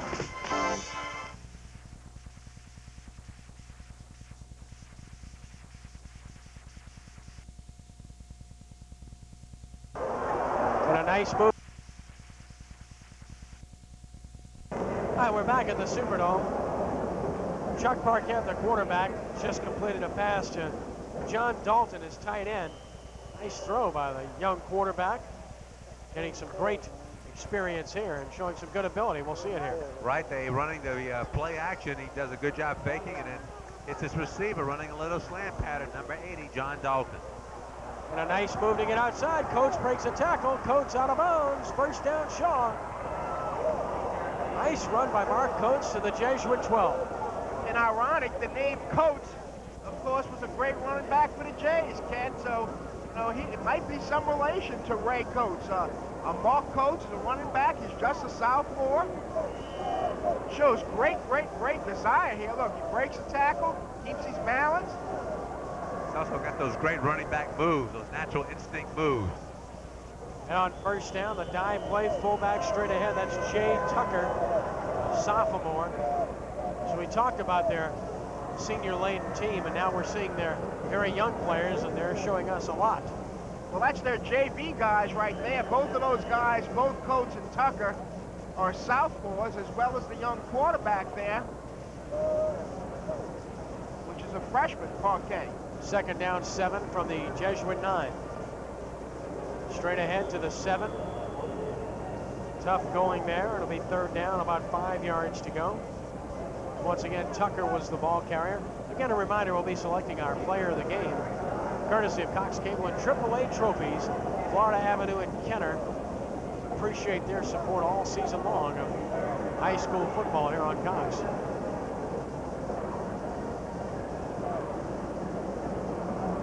Thank John Sullivan for all of his help. Nice engraving, nice awards. Third and 5 from the 7. The pitch, cut back, Coates scores from 7 yards out.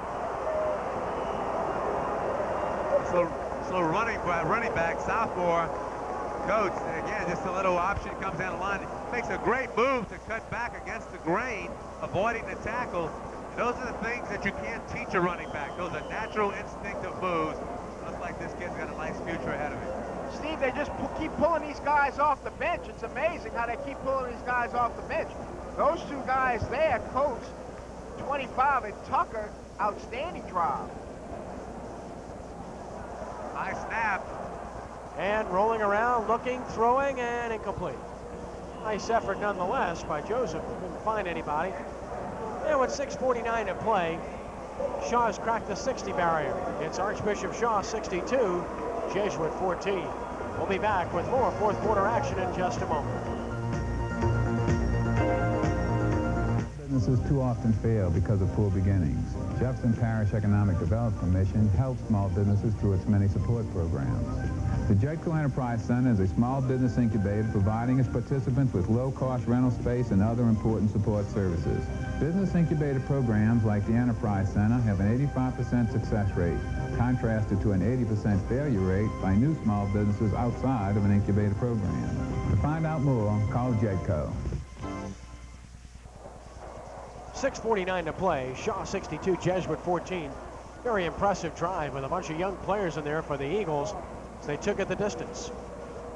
Kenny, the drive was 7 plays, 62 yards. Mark Coates led the way with 4 carries, 52 yards of those 62. And the last one, of course, was a 7-yard run by Mark Coates. And Olivier will kick it off for the Eagles once again.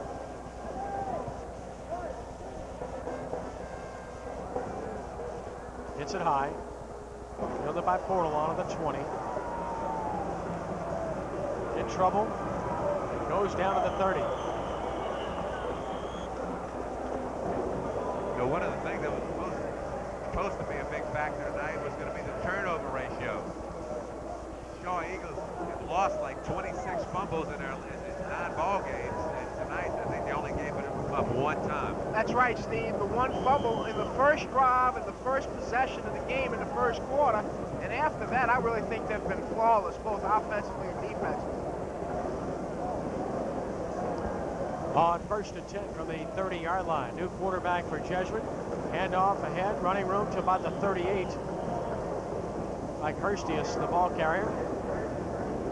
Jesuit with a new quarterback in the game, and that's Wiggins Edrington, a 6', 175-pound junior.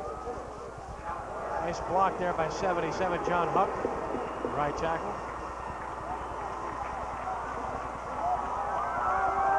From the 38, second down and 2.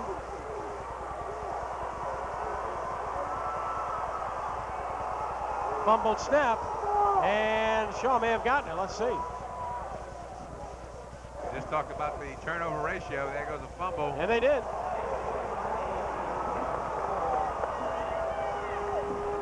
Third turnover for Jesuit. Kenny, I don't believe he even really got a hold of the ball. You're going to see it here, and the ball just goes forward, which is the worst thing can happen for a quarterback. Plus, on the turf, the ball does tremendous, crazy things. I mean, it doesn't give you a true bounce. And the Eagles are in business again here. Plenty of time, 6:06 remaining. From the Jesuit 40-yard line. 6:06 to play. Arquette straight ahead, maybe a yard. Clock will run. Second down, 9 yards to go. A lot of more new faces in the game. And they're alternating players by the moment here. Just a great opportunity for some of these young men to play in a district championship game in the Superdome, no less. See the young man wears goggles.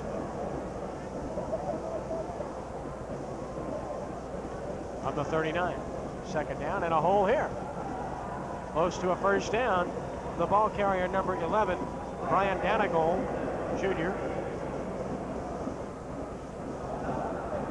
And Kenny, you know, the Eagles are not doing anything fancy. They really have gone to what they call their base offense or the split back there. That's just an inside dive there, which everybody blocks base, which means the man in front of you. And that's all they're going to do. They're going to keep it very simple here. 5:07 clock running. Ahead comfortably, 62-14. Third down and 1 from the 31-yard line. Option and nothing there. Lost a yard. It'll be fourth down and 2. Penetration defensively for Jesuit by number 83, Nathan Abercrombie, a 6'1", 170-pounder. Abercrombie, that's a familiar name, Steve. It really was. In fact, this past weekend, we had the reunion of the 1970 Liberty Bowl championship team, and it was really great to see a lot of those guys again. And wasn't David Abercrombie the MVP in that game? He was the MVP on offense, sure was. Fourth down, 2 yards to go from the 32, and yeah, slight procedure there on Shaw. A little over-eagerness there by the offensive line. And fourth and short situation, trying to get the edge on the Jesuit Blue Jay lineman. Darrell Parker signaling illegal procedure, picking up his flag.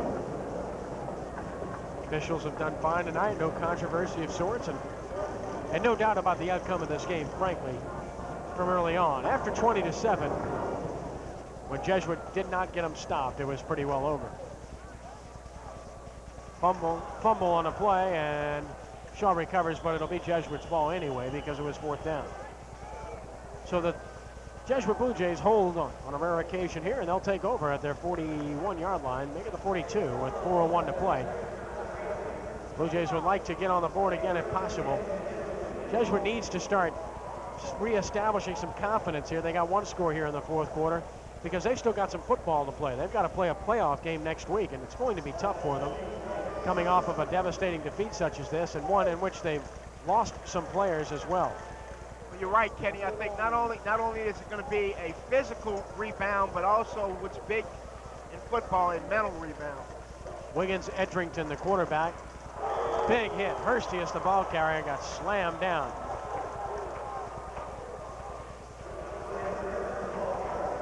Looked like number 40, Jason. There's the replay. A good save. Just an outstanding play, though.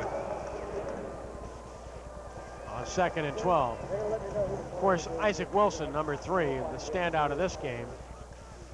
We can go ahead and tell you that Ike Wilson will be our star of the game here this evening. No question about it. Straight ahead to the 48-yard line. Eric Kramer that time.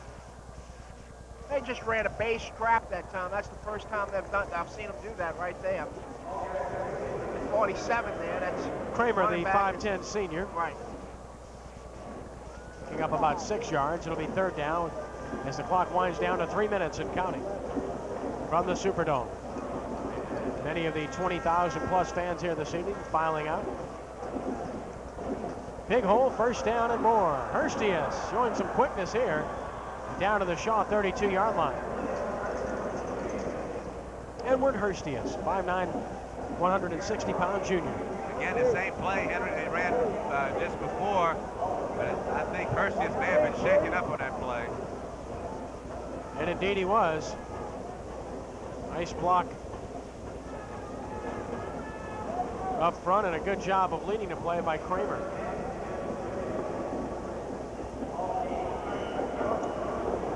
So Halloween was a couple of nights ago, but this one certainly has turned into a nightmare for Jesuit in all phases. 2:35 to play. From the 32-yard line, 1st and 10.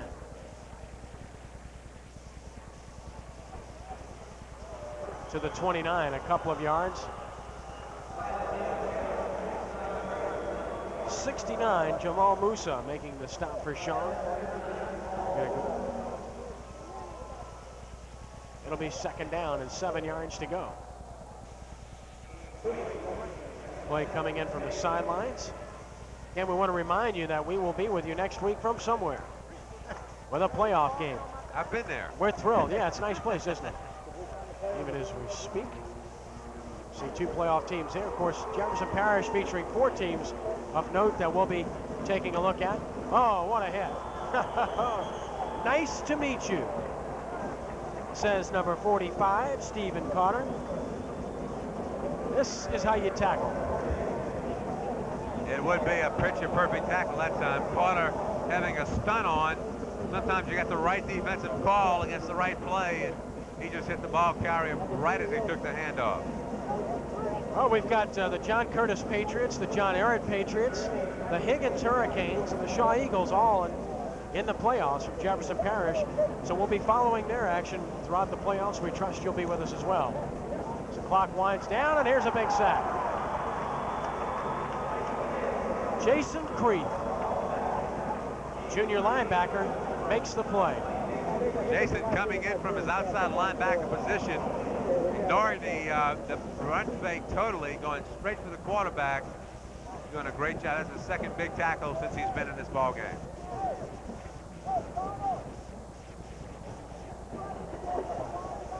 Clock still running, 40 seconds and counting. Don't forget our star of the game segment in just a few moments. Ike Wilson, our player of the game from Shaw. We'll be talking with Ike and Coach Hank Tierney in just a few minutes. Clock winds down, 28 seconds left. On 4th down and 16. Edrington rolling, stopping, throwing, has a man, and he dropped it. Nice throw, would have been a big play, but receiver could not hold on. It was Sean Bird. 17 seconds left. The ball goes over on downs to Shaw.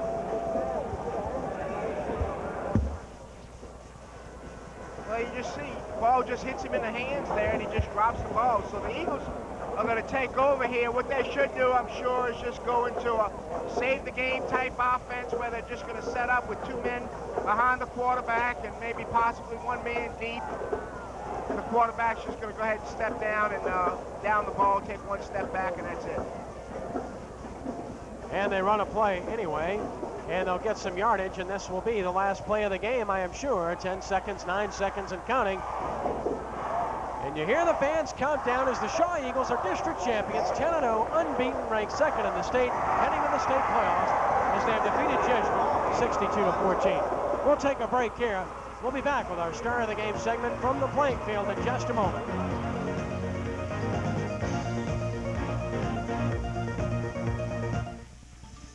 We do much more than entertain.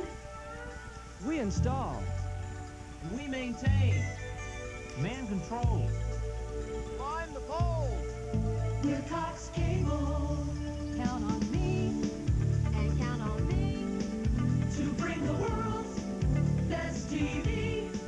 'Cause all we do for you.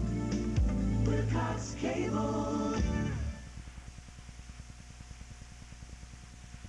Archbishop Shaw dominant tonight. The 2nd-ranked team in the state completing yet another unbeaten regular season, 62-14 over Jesuit to win the 11 Quad A title. I'm Ken Trahan along with Nolan Franz. Coach Hank Tierney of the Shaw Eagles, and our player of the game, courtesy of Cox Cable and AAA Trophies, is Ike Wilson. First of all, Nolan, I know you have a few words of congratulations for Coach Tierney. There's no doubt, Kenny.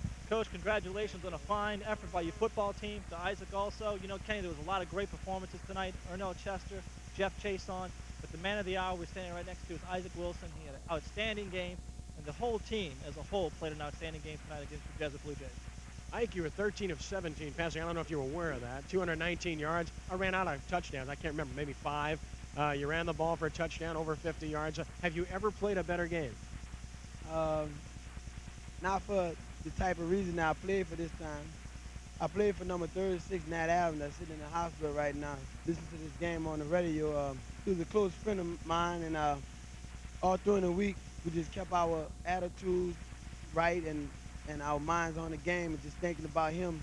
And we just got to do this, finish out this year, dedicating it to Nat Adams.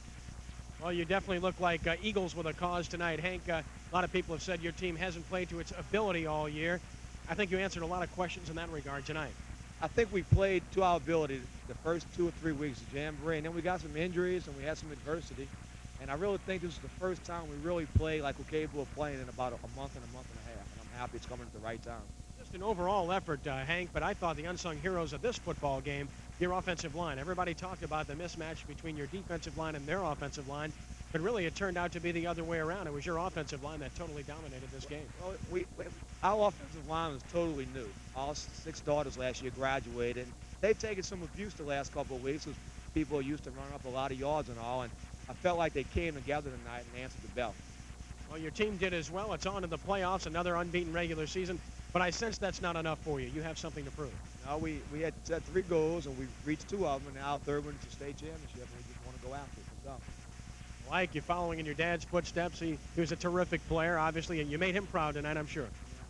There's a lot of things that people thought that I could never do, just following his footsteps. And it's just a challenge to me to try to be like him and think like him and be a person just like him. You're our player of the game. Nolan Franz has this trophy, courtesy of Cox Cable and AAA Trophies. Congratulations to you. Best of luck next week. All right, thanks. Coach, best of luck to you as well. Danny, thank you. All right, 62-14 our final. Steve Barios and Henry Rando will join me now as we'll wrap things up here from the Superdome. And guys, total dominance. We saw a football team that was clearly, if not the best team in the state, one of the top 2 or 3 teams in the state. It really was. It's going to be interesting to see how far Shaw will go in the playoffs. I think that if they play the way they did tonight, there's not a better team in the state of Louisiana. Henry, you wonder where Jesuit goes from here. They seemingly lost a few players tonight. They took a beating. They've got to come back and play next week. Certainly, they've got enough character, and they're a good enough football team to beat some people in the playoffs. Well, that's what they got to remember, Ken, right now, is that I'm sure they're down. Of course, you know, naturally, it's got to be a bitter defeat for them. But what they've got to look at in the next week is this, is that they got a chance to still win the state championship. And you got to look at the whole picture. Well, I want to thank Nolan Franz for joining us this evening. Steve, thank you for being with us. A lot of fun. It sure was. I really appreciate it, and I really congratulate you guys on a great job that y'all do. All right, Henry and I will be back with you next week for a state playoff game. We trust you'll be with us, too. Thanks for being with us this evening. For our entire crew this evening, so long for just a while.